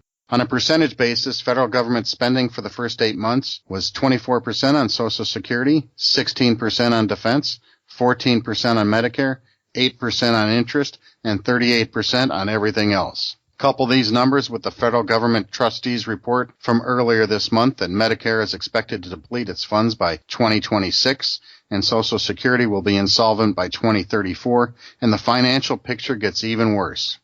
It's obvious to me that the federal government and its elite master of the universe champions will never be competent in math or logic, let alone finance or insurance. So one way or another, financial Armageddon is on our horizon unless we get more money out of the hands of the federal government. This has been Mike McNulty of Fastener Technology International, bringing you the Fastener News Report. Please send your news, pictures, comments, corrections, or complaints to me at McNulty@FastenerTech.com.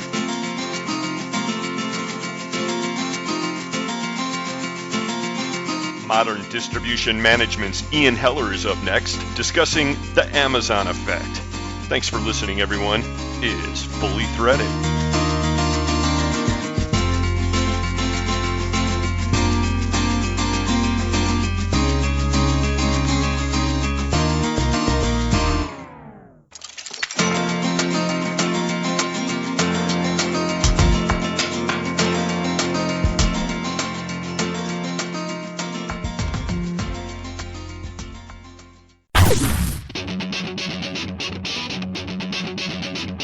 When top quality and outstanding service are at the top of your list in fastener suppliers, turn to Stellfast. Since 1976, Stellfast has grown to become an industry-leading importer and manufacturer of the highest quality industrial fasteners, specialty items, and automotive parts. Our array of facilities across North America and in Asia, along with full quality control labs and ISO 9001-2008 certifications, ensure the highest quality parts, and at Stellfast, they're delivered with undisputed service excellence. We're family-run and dedicated to your success. Our customers have come to depend on the expertise of our staff and the quality of our products. We also offer a wide range of secondary services to meet some of the toughest requirements you might have. Contact Stellfast today through our website at www.stellfast.com and put us to work for you. Stellfast. Service you deserve, people you trust.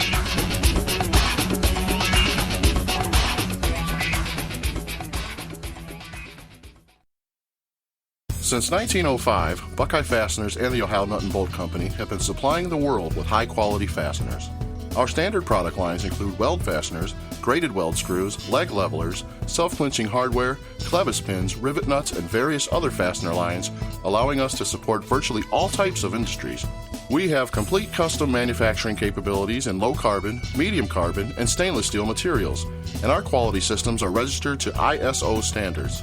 Our on-staff engineering department can assist you with product development and provide total technical support. Our knowledgeable sales team members offer superior customer service and are here to answer any questions you may have regarding our products. Having a hard time finding a part? Let our sourcing specialists do the work for you to locate those items. We offer competitive pricing with typically smaller minimums and shorter lead times. To find out more about Buckeye Fasteners, please call us at 800-437-1689 or on the web at buckeyefasteners.com. Buckeye Fasteners, more than just weld.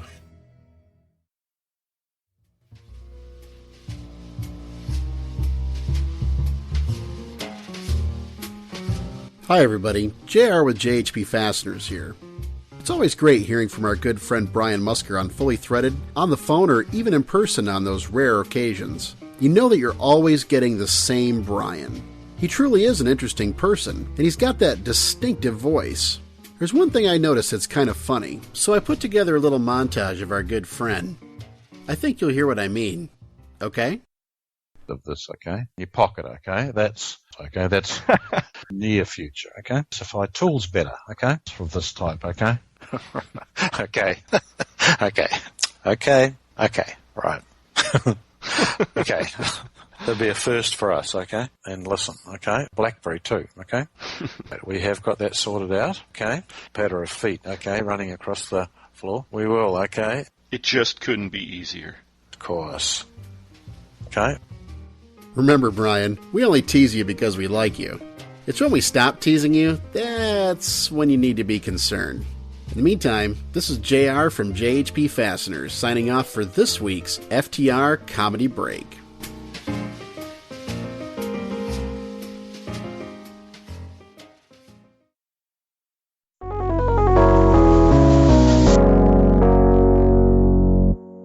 Welcome to another edition of the Fastener Training Minute. This is Carmen Vertullo coming to you from the Carver Fact Center here in beautiful San Diego and from the Fastener Training Institute, where we solve all kinds of fastener problems and ask all kinds of fastener questions and answer most of them. One of the questions that came to me just early last week was someone wanted to know when it comes to putting locking elements on screws, and we know locking elements as various types of nylons or adhesives that we would put on screws. In this case, it was the patch, the pellet, and the strip. And they wanted to know which one works best and were they interchangeable. It's a very, very good question. It has functional and financial implications. So when we come back, we'll tell you if you're trying to choose between the patch, the pellet, and the strip, which one should you choose? Thanks, Carmen. This is Joe Morris with the Fastener Training Institute. This summer, FTI has a jam-packed schedule with fastener classes for every level of employee. In July, the Fastener Training Institute is headed to beautiful Denver, Colorado to present Why Fasteners Fail, instructed by Lawrence Klaus. Experts say that as many as 95% of all fastener failures are a result of improper design, selection, and installation. Using real-world examples of fastener failures, this course will explore how threaded fasteners are supposed to function and why they fail. The class is designed for anybody new or well-established in the industry. On July 13th, join us for our webinar, The Least You Should Know About Hydrogen Embrittlement. There is no quality assurance problem that gets suppliers into more trouble than hydrogen embrittlement. This could easily be the most important 90 minutes of training that your company ever engages in. It does not matter if you process fasteners that are susceptible to hydrogen embrittlement or not. You probably sell them or you handle them. This webinar will explore all aspects of hydrogen embrittlement in fasteners, its causes, its effects, and how to prevent and detect it. Then, on July 17th in Costa Mesa, California, FTI will present Understanding the Bolted Joint, instructed by Carmen Vertullo. This class is a must for all of us who work in the fastener industry. Students will learn the criticality of tension in bolts and screws to make joints secure, as well as some hands-on demonstrations with a Skidmore tester. Please don't forget that FTI provides fastener product training for all levels. On July 24th in Costa Mesa, California, FTI presents Product Training Part 3. In this class, students will learn the difference between inch and metric fasteners, what are pins, anchors, rivets, and much more. This is the class for anybody new in the industry, as well as those who want to just learn more about the products that they buy, sell, and warehouse. Lastly, for a third year in a row, the Midwest Fastener Association is hosting our ever-popular Fastener Training Week in Chicago from August 20th through the 24th. This class is going to fill up really quickly, so please register soon. And I want to add, there are scholarships available for all Fastener Training Week seminars. The Fastener Clearinghouse Sourcing Network is hosting for the 5th year a scholarship contest for free tuition to any of our Fastener Training Weeks. For more information, please visit www.fastenertraining.org. Now, back to Carmen for our Fastener Training Minute.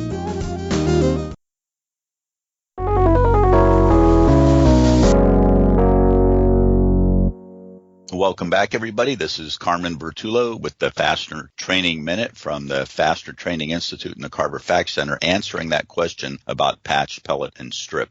Well, if you've been in the fastener industry very long or very short, one of the things you know is that one of our good solutions to keeping fasteners from coming loose, especially small, short ones, is that we'll apply some nylon to the threads of the screw. And we have a couple of different ways of applying that nylon. We call it patch, pellet, and strip, to be distinguished from adhesives, which we are not going to talk about right now. So when we apply the patch and the pellet, what we have to do is literally take that screw and somehow get that nylon to stick to it.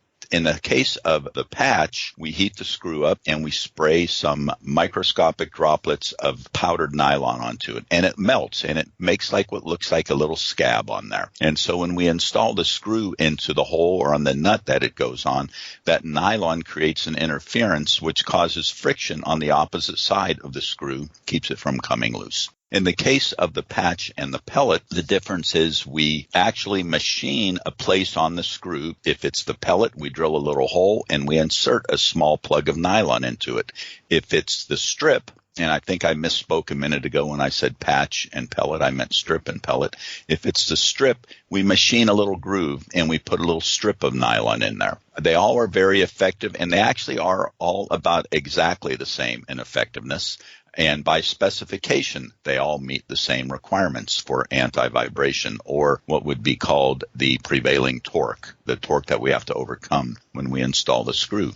Now, as you can imagine, the biggest difference between those three is the cost. By far, the patch is the lower cost, then the pellet, and then the strip. And that all has to do with the amount of labor that it takes to install whichever feature that we use. Why do we even use the pellet or the strip, you might ask, when the patch is so much less expensive? Well, the primary reason is the patch obviously is our first choice. If we're not restricted, we're going to use the patch. But oftentimes the drawing, especially in the cases of military specifications, will say use a pellet or use a strip, in which case we have to do that. So that's where that comes from. If the government and the military would catch up on technology a little bit, my guess is we would see the pellet and the strip go away, because they do have one small issue with reliability, and that is, even though they do an outstanding job of installing these pellets and strips, occasionally they will fall out. So if you have a giant box with 10,000 parts in it, and every now and then you may see a piece of strip or a piece of pellet left in the bottom of the box, and that means that one of the screws lost its locking element. So that's the story on patch, pellet, and strip. And if you have a customer or a client who's using the pellet or the strip and they're looking to save some money and they're not otherwise restricted, you might want to guide them towards the patch. And talk to your patch, pellet, and strip service provider. There are a couple of them in the industry. I'm not going to endorse or unendorse any of them. They're all very good. They all provide great service, and all their products work about the same. Well, that's it for the Fastener Training Minute. I hope you know a few things about patch, pellet, and strip that maybe you didn't know before. Thanks for listening.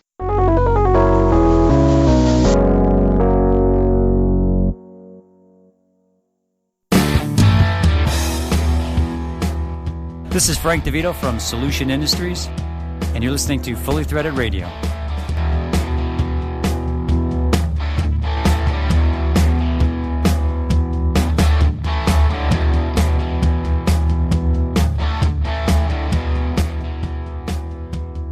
Brian and Eric back with you. It's more Fully Threaded Radio, everyone. Thanks for listening. Well, Bri, we launched the podcast today with a conversation about something that I suppose some distributors are seeing as a threat. Almost. Yeah. Or they do now. Yeah. Well, we're going to double dip into the potential threat arena, I guess, again. During the recent Fastener Fair USA in Cleveland, we had our booth position right across from the Ernest Machine seminar platform, and there was something going on there that I'd wished I'd had more time to pay attention to. It was a presentation by a gentleman of the name of Ian Heller. He's the president of Modern Distribution Management. They're competitive intelligence for the wholesale distribution outfit, and that's the way they're billed. We'll hear more about that because he's with us now, but they have a white paper available on their website, and it's titled Your Amazon Business Playbook, a Strategic Evaluation for Distributors. And tell you what, that's our audience, Bri, so we figured we'd invite Mr. Heller to join us, and he is with us now. Hey, Ian Heller, thanks for coming on the podcast. It's my pleasure. Thanks for the invitation. Well, it was an interesting morning that day that you appeared out there in Cleveland, and as I said, it would have been nice to really be sitting there in the audience. You had a nice crowd assembled for your presentation, and you know a little bit about the Amazon effect, don't you? Yeah, Amazon Business is making inroads into the distribution industry, so we're covering them pretty intently. The VP and General Manager of Amazon Business, Prentice Wilson, just did a two-part interview with my business partner, Tom Gale, that appeared in our publication over the last few weeks. So we're talking to them and then talking to other players in the industry, trying to, discern what their strategy is and what it means to their competitors in wholesale distribution. So if you could summarize in just a couple of sentences the presentation that you made in Cleveland, and perhaps that's going to overlap with this white paper that I mentioned, how would you do that? And then we'll launch into the conversation from there. Yeah, Amazon Business is, we think, aiming to be primarily the tail spend specialist. So, all businesses in every industry, in every vertical product category that distribution sells, has a certain amount of their business that is sold into fairly simple transactions. So basically, if you have customers who buy on a website, you fulfill it out of a distribution center and deliver it on a common carrier, that's the kind of business that Amazon is pursuing across every product category. We know they have at least 500 million SKUs, but they want to sell them the same way they sell their retail stuff, but to customers of all sizes, from small machine shops up to major corporations like Siemens. So if you sell into that tail spend, then we think it's very likely that Amazon at some point is going to come after that part of your business. A little ominous. I mean, that would cover a fairly large amount of the fastener distribution industry. Well, I think it makes sense from Amazon's perspective because it capitalizes on their core competencies. And also, I think they're a company that's worried about regulatory challenges. So if they go after that tail spend across every vertical, then, it's a long time before they're any individual distributor's largest competitor. But, they could get 10% of a $5.7 trillion U.S. market and add, $500 to $600 billion to their current sales, and really face a group of competitors that just doesn't have the technological sophistication to offer matching capabilities to the customers. Well, you mentioned companies that are selling online already. So if you're a fastener distributor and you're not selling online at this point, should you still see this as a threat? Yeah, I think that it's all about what's the easiest way for the customer to buy the product at a reasonable price. And you have to have those multi-channel capabilities going forward. If you don't have them now, you're very late to the game. And just because you can't be Amazon doesn't mean you shouldn't have a website. That's like saying, well, I can't be Target, so I'm not going to have a retail store, even though I'm a retailer. No one expects you to be able to match those capabilities but you have to have them for basic ordering purposes. I think the mistake that some distributors make is they believe that the larger the percentage of their sales that occur online, the better. You know, you'll see these big distribution companies brag that 60% of their sales happen online, and that's not a universally good number. I mean, it may be good in some circumstances, but that's also the part of your business that is most vulnerable to Amazon. So, you know, you want to sell the portion of your sales online that's optimal for your business and for your customers, and not try to artificially pump up that number as if it's a universally good thing to have a higher percentage. But then again, zero is bad as well. Yep. So explain a little bit, if you could, the difference between Amazon Business and then this network of sellers that they've amassed, and how fastener distributors might fit into that. Because, for example, something that everybody knows about, books. You go online to buy a book, you could buy it directly from Amazon, or you could buy it from any number normally of book resellers, you know. So they have the same thing in the industrial space going. And what are the ins and outs of that? Yeah, so a growing portion of Amazon sales, both on the retail side and the business-to-business side, are coming from what they call their marketplaces. So marketplaces are where third-party companies sell through Amazon. And the value to the distributor is that they get access to Amazon's awesome marketing capabilities and enormous established customer base.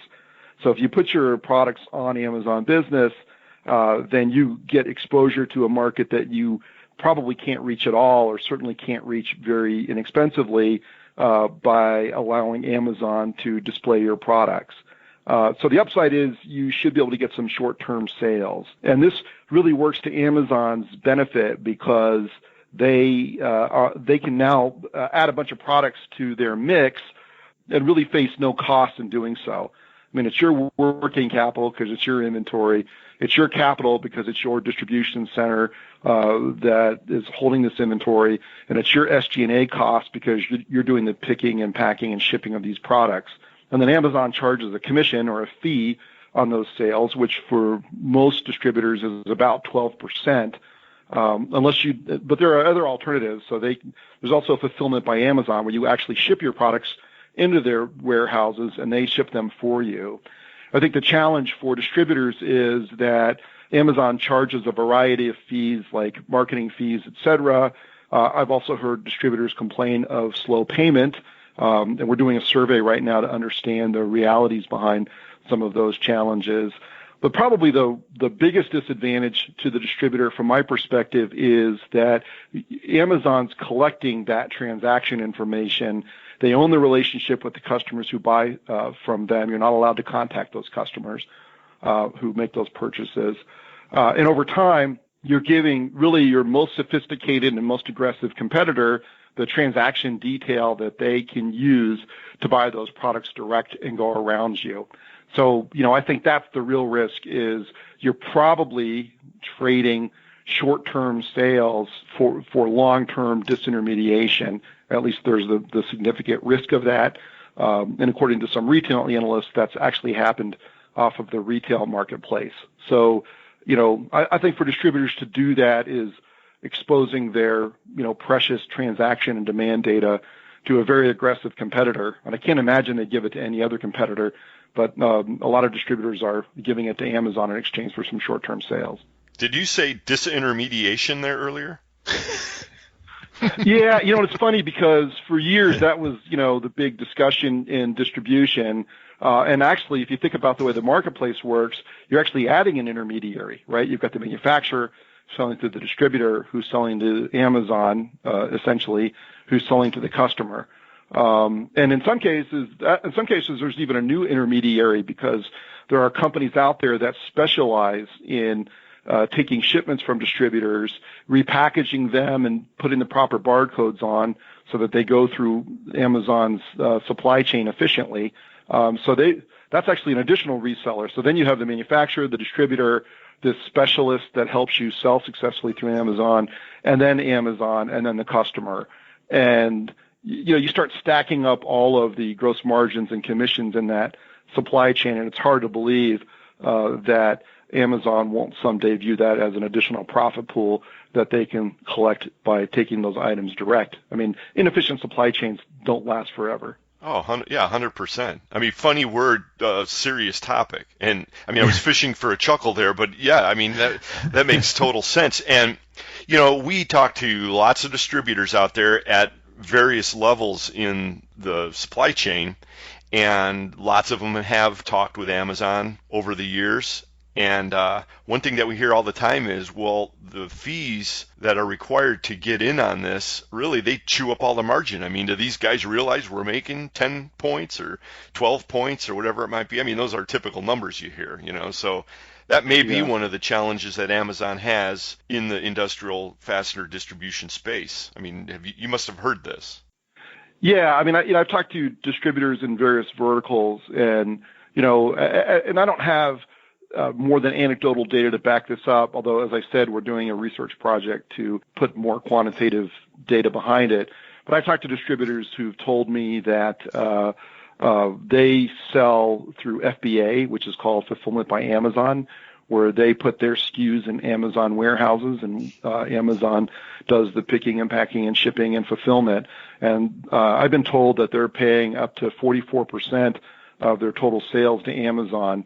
I talked to the CFO of one company, not in the fastener industry, but a distributor, who told me that he says to his team that they should stop selling on Amazon and just write them a check every month, because that would be more profitable than continuing to sell with the charges that they're incurring. Oh, we're laughing, but it's really not that funny. It's sort of, you're right. But I'm sure Jeff Bezos has new plans that he can use to spend all his money. I mean, there'll be some more houses he's building somewhere. Well, there's this ongoing theme with Amazon where, you know, they make money with other people's money. And, you know, if you look at the cash gap between when they pay their customers and when they collect cash, it's about 90 days, you know, up high 80s anyway. So that's 3 months worth of $200 billion in sales that they carry as float every month. And so that's profit that appears, you know, through interest on the balance sheet. And the sales growth drives up their stock price and analyst models. And it's very different. So Grainger's got a -4 cash gap, which means that they're funding, you know, they're actually paying their bills 4 days faster than they're collecting cash. And then you've got Amazon with a, you know, nearly 90-day float. So that's a whole different, you know, financial or cash management strategy that allows Amazon to, you know, charge much lower margins, because they don't have to make the money on the P&L because they're making it in other places, while driving up their stock price with very rapid growth. It's brilliant, and I haven't seen anything that I would describe as unethical or underhanded from Amazon. I just think they're really, really smart. They've put together this compelling package. I just think it's, in the long term, potentially a trap for distributors selling on the marketplace. Interesting warning. You've dedicated a section of this white paper to that topic that you just mentioned. It's called Targeting Grainger and Beyond. And a lot of our listeners, I think when you mention Grainger, their ears perked up, because this audience is definitely zeroed in on that space. So I'm sure you have your pulse on what's been happening there since you wrote this white paper. What do you see as a specific outcome of Amazon publicly targeting Grainger? Yeah, I think, you know, Amazon's going after the same thing that Grainger's been pursuing, which is all that tail spend. The magic formula for Amazon, though, has been that in addition to carrying their own products, they've added this third-party marketplace. So you've got, you know, Grainger with their, 2 or 3 million SKUs versus Amazon with 500 million SKUs. And if you go and talk to a chief procurement officer, and I have, they'll tell you that the big frustration after they spend all this money on e-procurement systems is their end users still complain that they get item not found when they search for something. So, you know, imagine you're the CPO, chief procurement officer for a big company, and you've talked the company into buying Ariba or Coupa or BuyerQuest or one of these procurement systems, and you've gone to great efforts to build your catalog by interacting with all your distributors and gathering up all this product data. And after you're done spending all that money and time, your users tell you, you know, damn it, half the time I can't find the product I'm looking for. And then along comes Amazon Business and says, well, why don't you just plug in the Amazon Marketplace and you'll never have that frustration again. Well, that's a very compelling value proposition for a chief procurement officer. And I think Amazon Business has been pitching it as, you can go through your catalog and your authorized distributors first, and then if they don't have it, you can give it to us. But in reality, I think in the long term, they want to be the first stop, the primary destination. Correct. And the distributors get the dregs rather than Amazon getting them. I'm sure that's their plan. Of course, in the fastener industry, people know to go to FCH Source Finder, create one of those, put an RFQ across the network, and Zammo, somebody will call you in minutes and you got your part. But point well taken, Ian. Right. I meant to say that, sorry. Yeah. Thank you. We must have left that bit of script out. But there are still people, that we speak to in the fastener industry who quite categorically claim that they don't consider Amazon a threat. Well, like I said, even if over the next several years, Amazon, which is they're on track to be a $250 billion company this year if the rest of the year plays out like their first quarter did in terms of growth. I think first quarter they grew 43% and their profits were up 92%.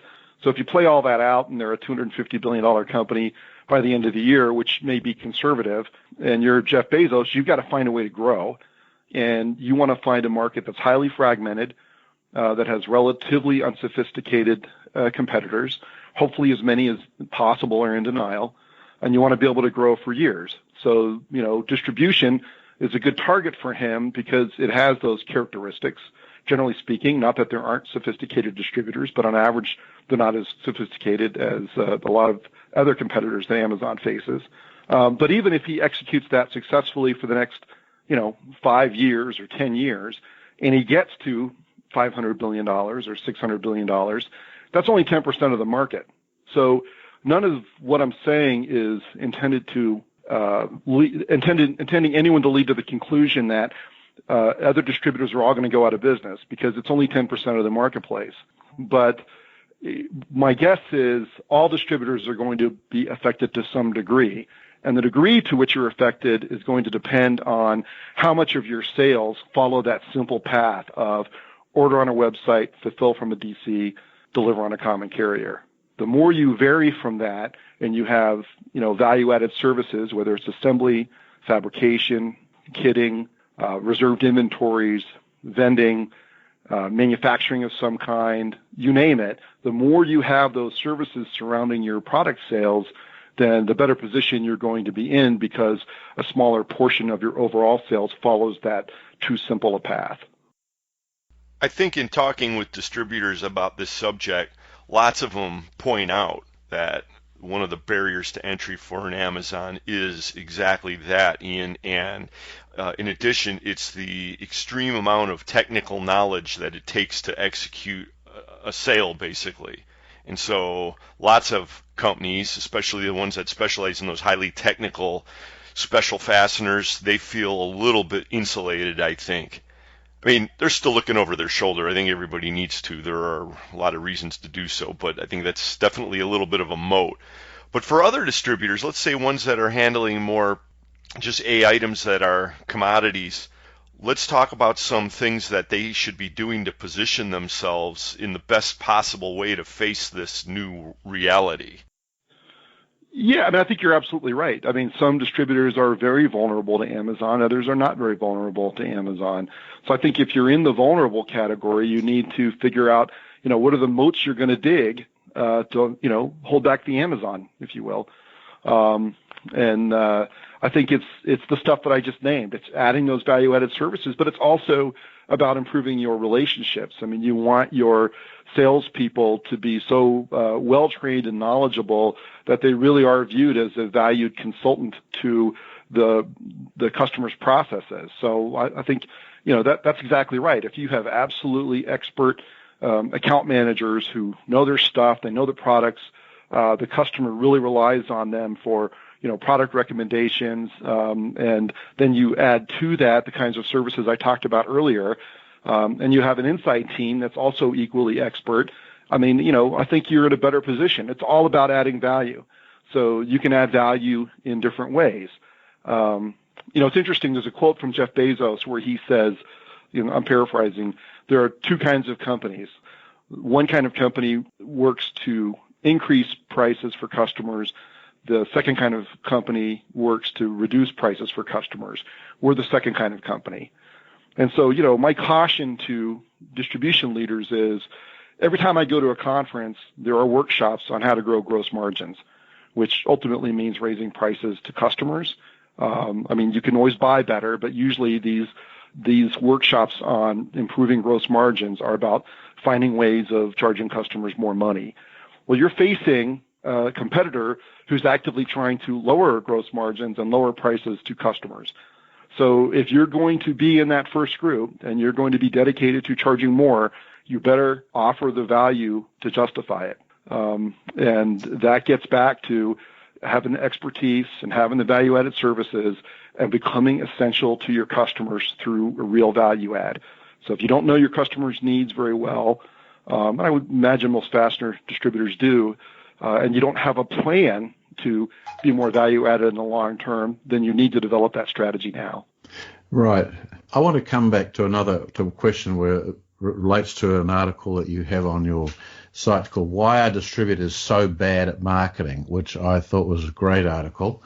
But as a result of your talk about the Amazon effect at Cleveland, what sort of questions did you get asked about what were mainly people interested in? So most of the follow-up questions I get after that talk and others are pretty tactical. So I get a lot of calls from distributor CEOs who don't really know how to get started in e-commerce. And they may not be in a position to go and spend millions of dollars on a Oracle or SAP ERP, but they know they need to build a website and they don't really know how to do it. So that's probably not the question I'd like to have. But it's a question I answer, and I give them some ideas about, technology companies that can, provide them lower cost ways of standing up a website.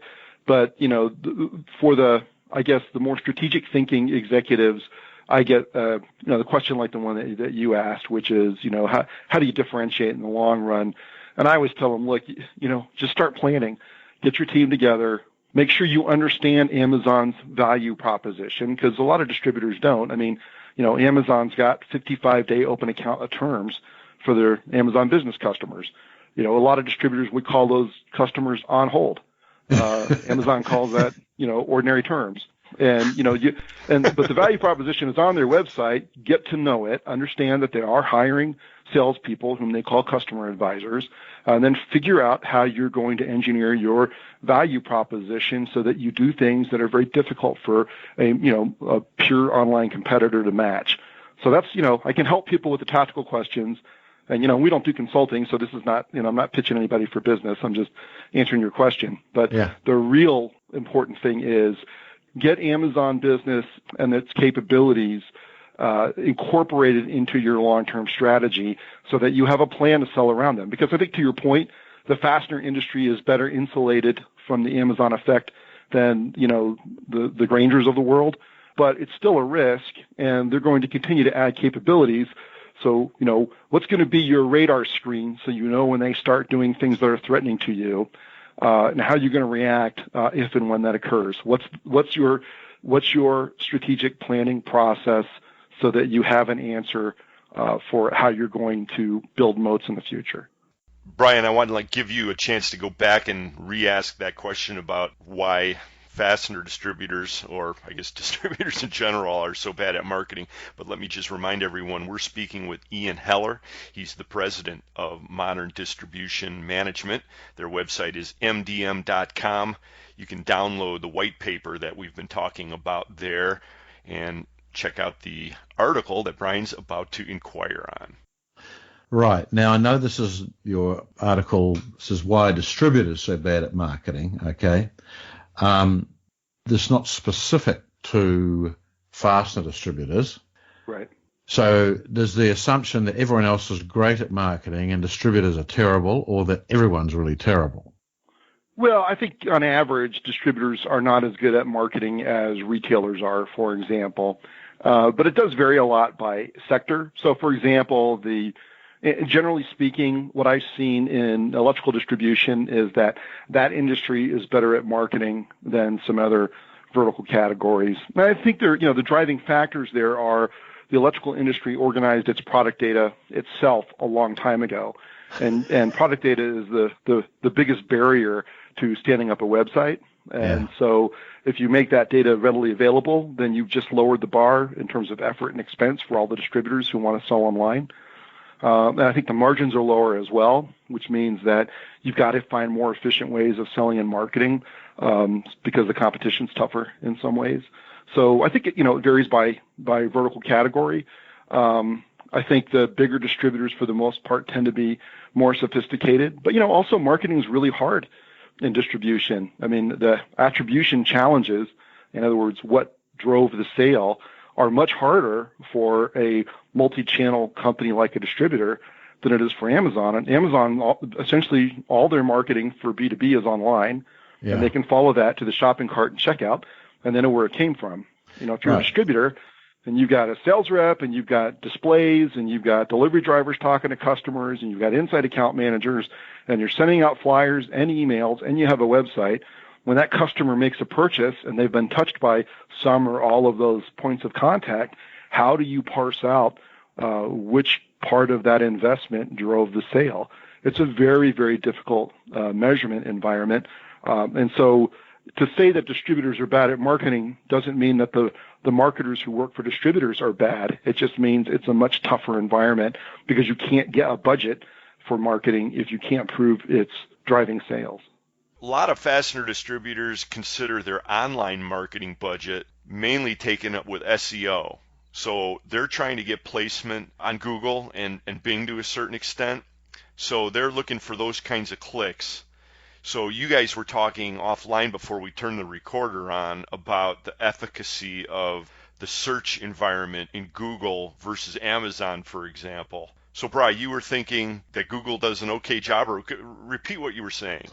Yeah, I mean, Ian's numbers are a little different to my perception, okay? Because most people, in my view, are using Google to search for all sorts of things, okay? It's just their one-stop shop. Some use Bing, they don't really care.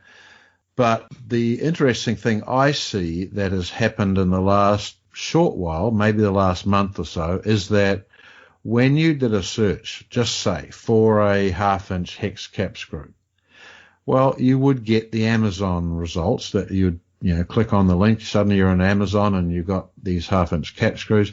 Now you also have a whole set of results from Google sales, people who are selling through Google, and Google's making sure it presents its answers right up there with Amazon.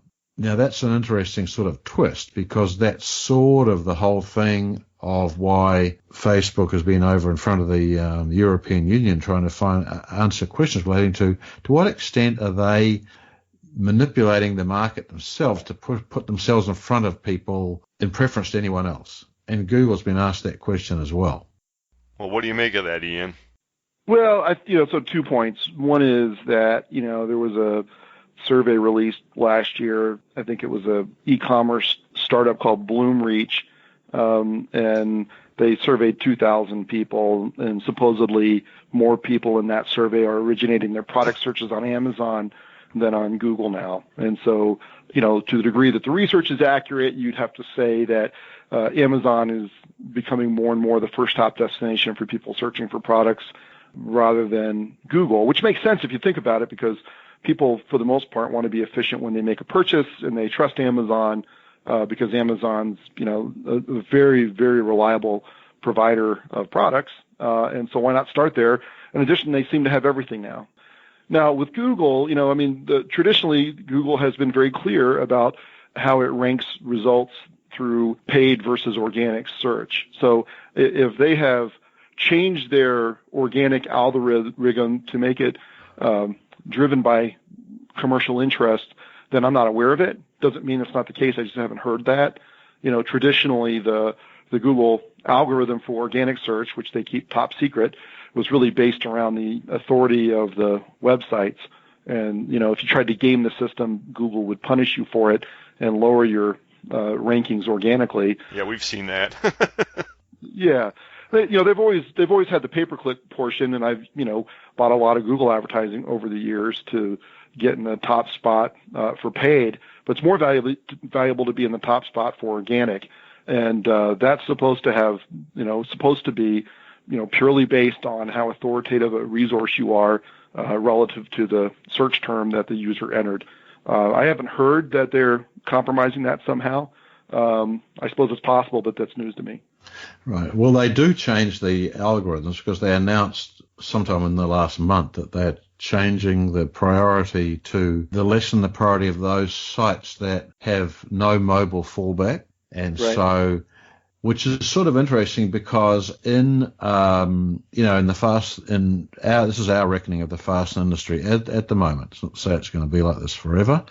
The percentage of people that we detect using Google to search, just say, using a desktop versus a phone is, I don't know, it might be 10 to 1, okay? Could be higher. It's in that order, though. So in our industry, it's a rather unfair way of ranking things because that's not, that isn't the way people are searching. So making this sort of decision that, we'll put a high priority on anyone using, anyone who can produce, results on a phone, even though FCH does, that is, I think, in my view, rather unfair and shows they haven't really understood that not all the market is the same. Yeah, I don't know. I mean, I think, there certainly is an overall move to mobile. Right now, if you download the Amazon app, you can point the camera at something common in your office, and it'll recognize the item using artificial intelligence and take you to a page where you can buy it, or you can hit the microphone icon and describe it, and it'll take you to the page where you can order it. If you order Alexa for business, you get 7 Echo units, and you can order common items just by saying, Alexa, order more copy paper or whatever. Now, obviously the kinds of things that fastener distributors sell don't fit into that model, although my guess is, and I don't really know, my guess is Google would see most of those as mobile searches, which it actually wouldn't matter, come to think of it, because all of those searches are going to go into Amazon. Yeah, this is true. So they don't care about Google. But right. I think you're going to see more and more mobile ordering, and in that environment, if you have technicians walking around a plant and they have, say, Alexa-enabled glasses or goggles, which, as far as I know, don't exist yet, but I bet will. And you can look at a fastener and say, Alexa, get me 100 of these.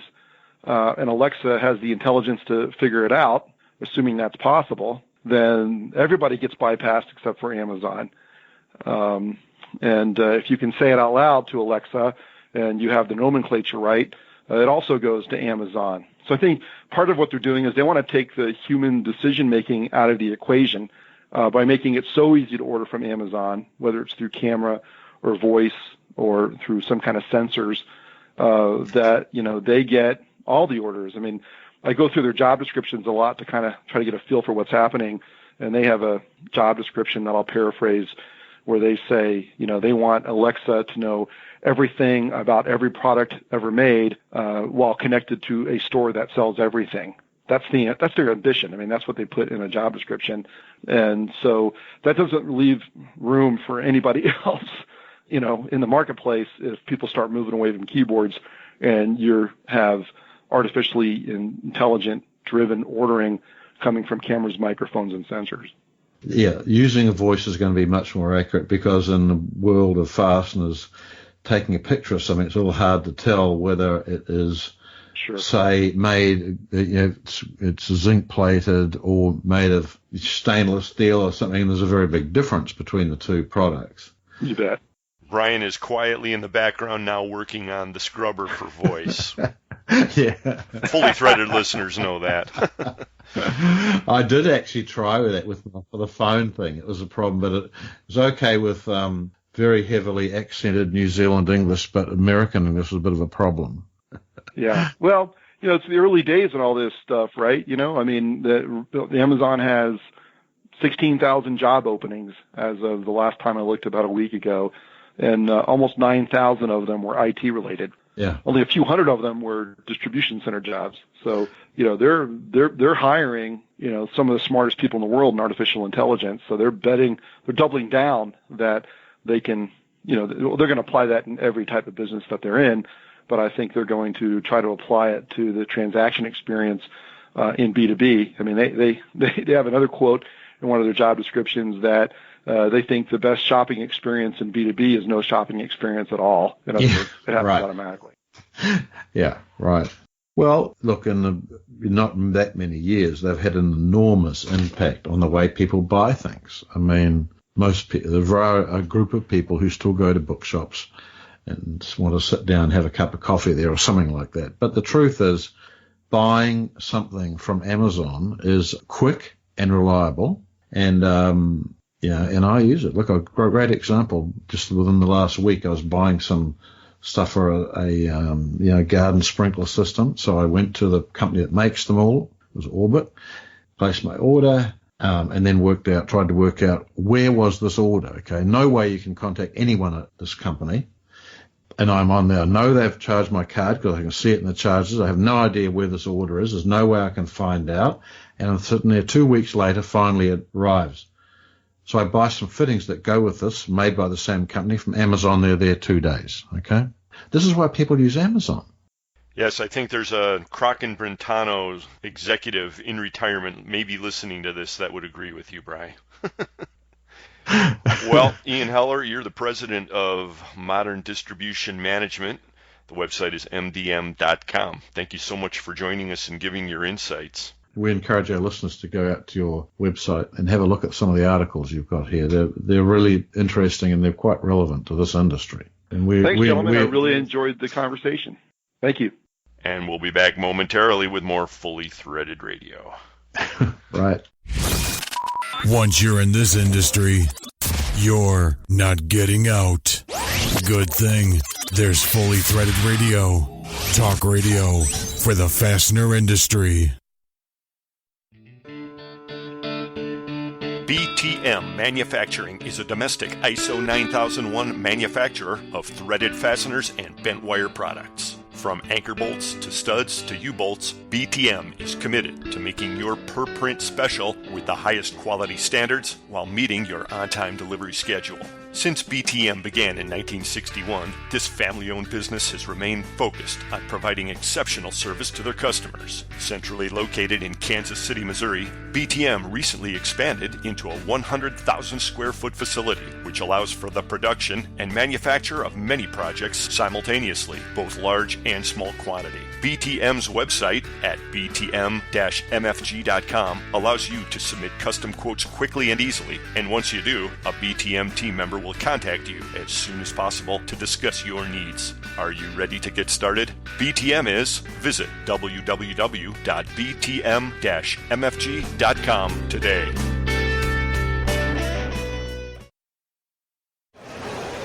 Harry, now that you use InSequel software, how do you like it? InSequel has delivered. They truly are written for fastener distributors. It's affordable and their support staff is great. We found InSequel's support staff has depth. They know our industry, and they certainly know their software. I see they've helped you pronounce InSequel. Yes, but what does InSequel mean? Is it written in SQL? Is the data stored in SQL? Are they located in SQL? InSequel uses the industry standard Microsoft SQL database, which is why it's so powerful and easy to use. Oh, the database is stored in SQL. I don't even know where that is. I hear it's a nice place. Harry, InSequel uses a SQL database because it's current technology and your data is completely accessible. No more expensive custom reports. Is that why InSequel is so easy to use? Where is SQL on the map? One of their many support members will help you answer that. Go to their website, www.inxsql.com, or call toll-free 877-446-9775. Cardinal Fastener is your source for high-quality made-in-the-USA bolts, from 3/8 inch up to 4.5 inch diameter. We can forge a wide variety of materials, including carbon steels, alloys, high nickel alloys, and stainless. And our in-house tooling center, heat treat equipment, and A2LA quality labs give us total control over every part we produce for faster lead times and superior quality. Call 844-CNL-BOLT for a fast, competitive quote. And remember, if it's critical, it's Cardinal. I know my customers' yearly usage, but I don't have the warehouse space to store it. Solution Man can. Submit a blanket order, and I'll not only set up release dates, I'll offer you bulk pricing too. Visit the Solution Industries website for details at solutionInd.com. You're my fastener superhero. Just doing my job, ma'am. Hey everybody, this is Kurt from Branham Fastening, and you're listening to my buds, Eric and Brian, of Fully Threaded Radio. Fascinating.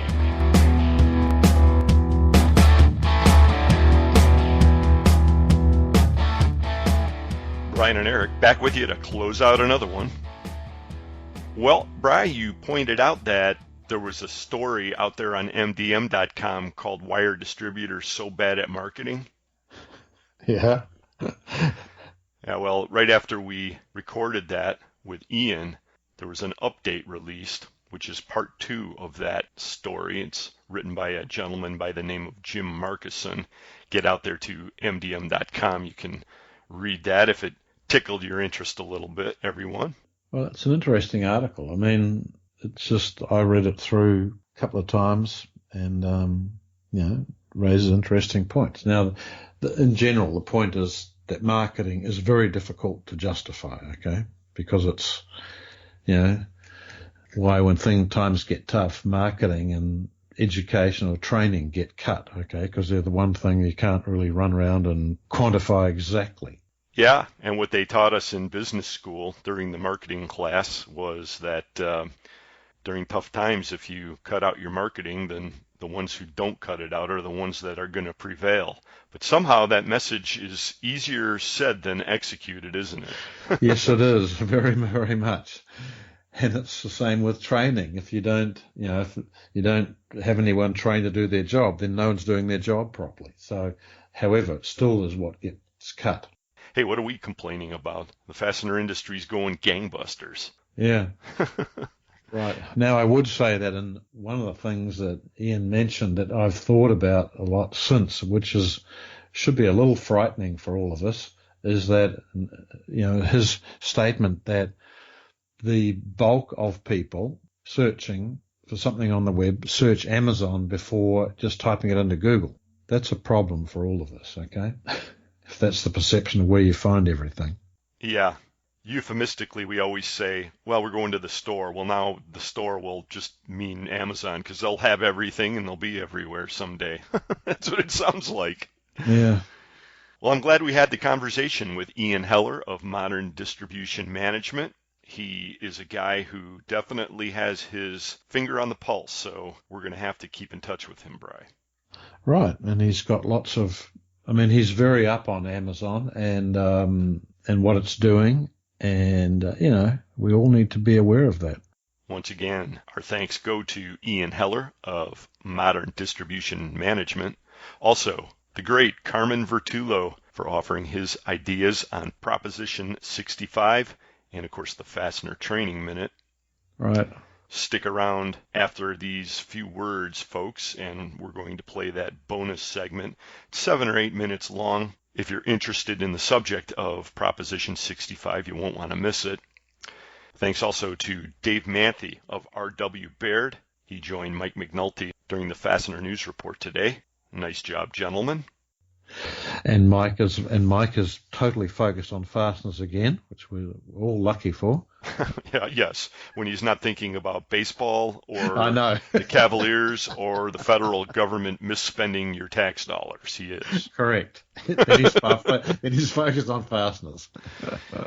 The man is hyper-focused beyond that. What can you say, everybody? And thank you, one and all, for being focused on Fully Threaded Radio. That's brought to you by our title sponsor, Stelfast. For service you deserve and people you trust, it's Stelfast. Fully Threaded Radio is also brought to you by Buckeye Fasteners, BTM Manufacturing, Fastenal, Fastener Technology International, the International Fastener Expo, In-Sequel Software, ND Industries, The Worth Group, Volt Industrial Plastics, and Solution Industries, home of Solution Man. Please let us know what you think of the podcast, folks, and in particular this episode. The email address is ftr@fullythreaded.com. The Twitter handle is fullythreaded. Well, we covered a lot of ground today, Bri, and we're approaching, well, by the time this comes out, it will be early summer. And that can only mean one thing, and that is we're going to be putting down our mouses and software programming tools and cell phones. And I guess what I'm leading up to here, Bryce, have you been sharpening hooks? Because we're going fishing, man. Yeah, I know. And I can't wait, okay? However, I've got a bit of stuff to do before then. Quite a bit, actually. And I do have sharp hooks. I learnt that lesson many times. Which is why I have to keep relearning it, okay? Oh, the conversations we could have right here, ladies and gentlemen. But we'll spare you the details, and maybe we'll have a few of them when we get back from this year's voyage into the North Woods. Yep. But that's it for now, and we're going to put episode 129 of Fully Threaded Radio in the can. We certainly hope to talk to you next time. For Brian Musker, this is Eric Dudas. Get out there, sell some screws, sharpen those hooks, and we'll talk to you next time. Think of Amazon. Okay, see you next time, folks.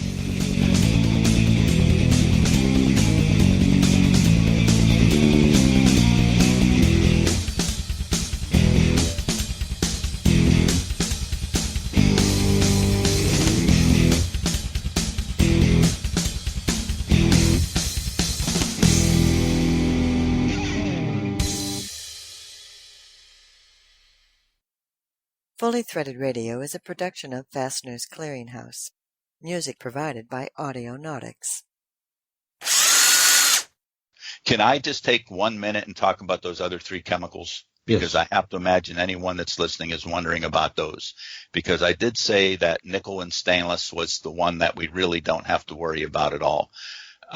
Hexavalent chrome on fasteners, we still see some hexavalent chrome plating. That would be potentially something that a Prop 65 bounty hunter would say, hexavalent chrome, that's on the list. Let's go after that. However, we were never sued over hexavalent chrome on fastener finishes before. Not one lawsuit could I find for that. And we're not completely out of using hexavalent chrome for zinc top coats. We still use it, but don't use it. That would be a solution to that. Brass is vulnerable, and there are lots of lawsuits regarding brass because brass has lead in it. The only definitive study I've seen regarding lead and brass is they did a study on locksmiths who do a lot of key cutting. I mean, we have brass everywhere, brass doorknobs, brass keys. We're brass tools. We're touching brass all the time, every day. And brass in all your faucets too. Yeah, and that's where we're really vulnerable because water goes through there, and literally when water flows through a pipe, it takes whatever the pipe is made out of with it at some microscopic level. Nowadays, no plumbing fixture is made with brass that has lead in it. They would be absolutely insane to be doing that.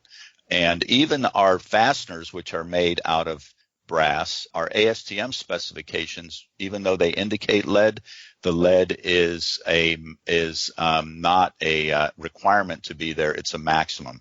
So you can make your brass with no lead. And for the most part, our fasteners are cold-headed, and brass has lead in it to make it machine easier. There are a lot of screw machine parts such as spacers and standoffs and electrical things that may have leaded brass in them because they're machined. But we don't need to be using leaded brass anymore. And I also believe strongly that you will not, if someone would do this study, and I was not able to find it anywhere, and I did a lot of research on it. I have not seen a study where it's been proven that handling brass, that is touching it in a casual fashion like you would by installing nuts and bolts, would cause you to be exposed to brass at the level, or lead at the level that would be above the Prop 65 limit. Now, they did the study on the locksmiths, and they definitely found that those locksmiths over a period of their life had higher lead levels than the average person. that makes sense. They're cutting keys all day long. That's what they do. They're constantly exposed to not just touching the brass, but cutting it, grinding it, filing it, breathing the fumes from it, and all of those sorts of things. So it was, that's not really a fair study. Lots of lawsuits about brass. Only one I found that had to do with fasteners, and that had to do with toilet bowl installation screws. That lawsuit was actually pushed back on. They didn't settle. In other words, they didn't just fold. They went to court, and somewhere in the court process, they decided to settle without admitting guilt. Things like brass air nozzles. When I'm finished with my study, the list of all those things that actually got sued for regarding brass that could be somewhat considered as fasteners, I'll talk about. And then finally, there's lead and brass. There's lead in hot dip galvanizing as well. The federal government has a long time ago banned lead in hot dip galvanizing through the National Sanitary Foundation for those things that convey potable water, pipes and tanks and valves and so on. So we have the common old lead, the common old zinc for hot dip galvanizing contains some lead, and I think it's called prime western grade. There are 3 other grades all the way up to pure zinc, and the other 2 have no lead or very little lead. And most hot dip galvanizers are using zinc without lead. Whether that's overseas is doing that, I'm not sure, but that's something we can control. And then again, does handling galvanized fasteners cause lead to get out of the zinc and into the Californian? There have been a couple of lawsuits for galvanized picture hanging wire that I've seen. And then the final one, cadmium. So obviously cadmium is one of the things that we need to be concerned about, and we don't see a lot of it. It's probably, if I was going to label anything just to be on the safe side, just to be safe from the bounty hunters, I might label cadmium-plated fasteners. Now, I also believe it's unlikely that it's an issue when we handle cadmium, because as we know, you don't just plate the screw or the bolt and ship it. It gets a top coat on it. Usually these days it's probably going to be hexavalent chrome or trivalent chrome, or in many cases wax. So that protects the person that's handling the fastener from the cadmium. Other things that are cadmium plated, I don't know what they might be, may or may not have some kind of top coat that keeps the cadmium from being able to expose to your skin. But we have not seen any lawsuits for cadmium plated fasteners. And as we know, in our time and before our time, we've had many, many people in our industry working in fastener supply houses where they are packaging fasteners, handling them all day long.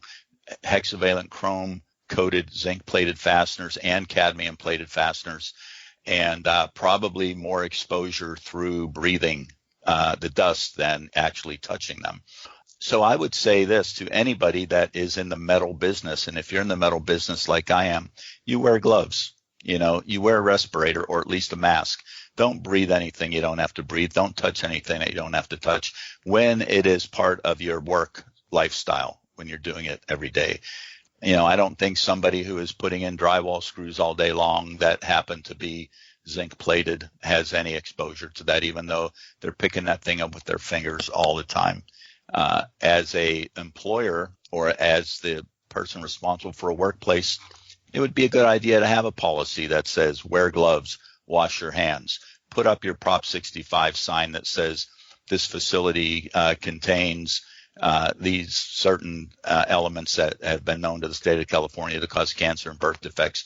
We don't believe you're exposed to any of them, but we, just for the sake of not wanting a rogue employee to decide that you deserve a lawsuit, you should probably be warning against them. Oh, you really know how to put a damper on things, don't you? Well, I didn't mean to not that way. Let me say something to you. So what do we do? Often slit our wrists. This has never been a topic that I sought out to know about. Be honest with you, I'm not that crazy. This is really more of an administrative thing than a technical thing. I probably am going to have to get more involved in the technical side of it.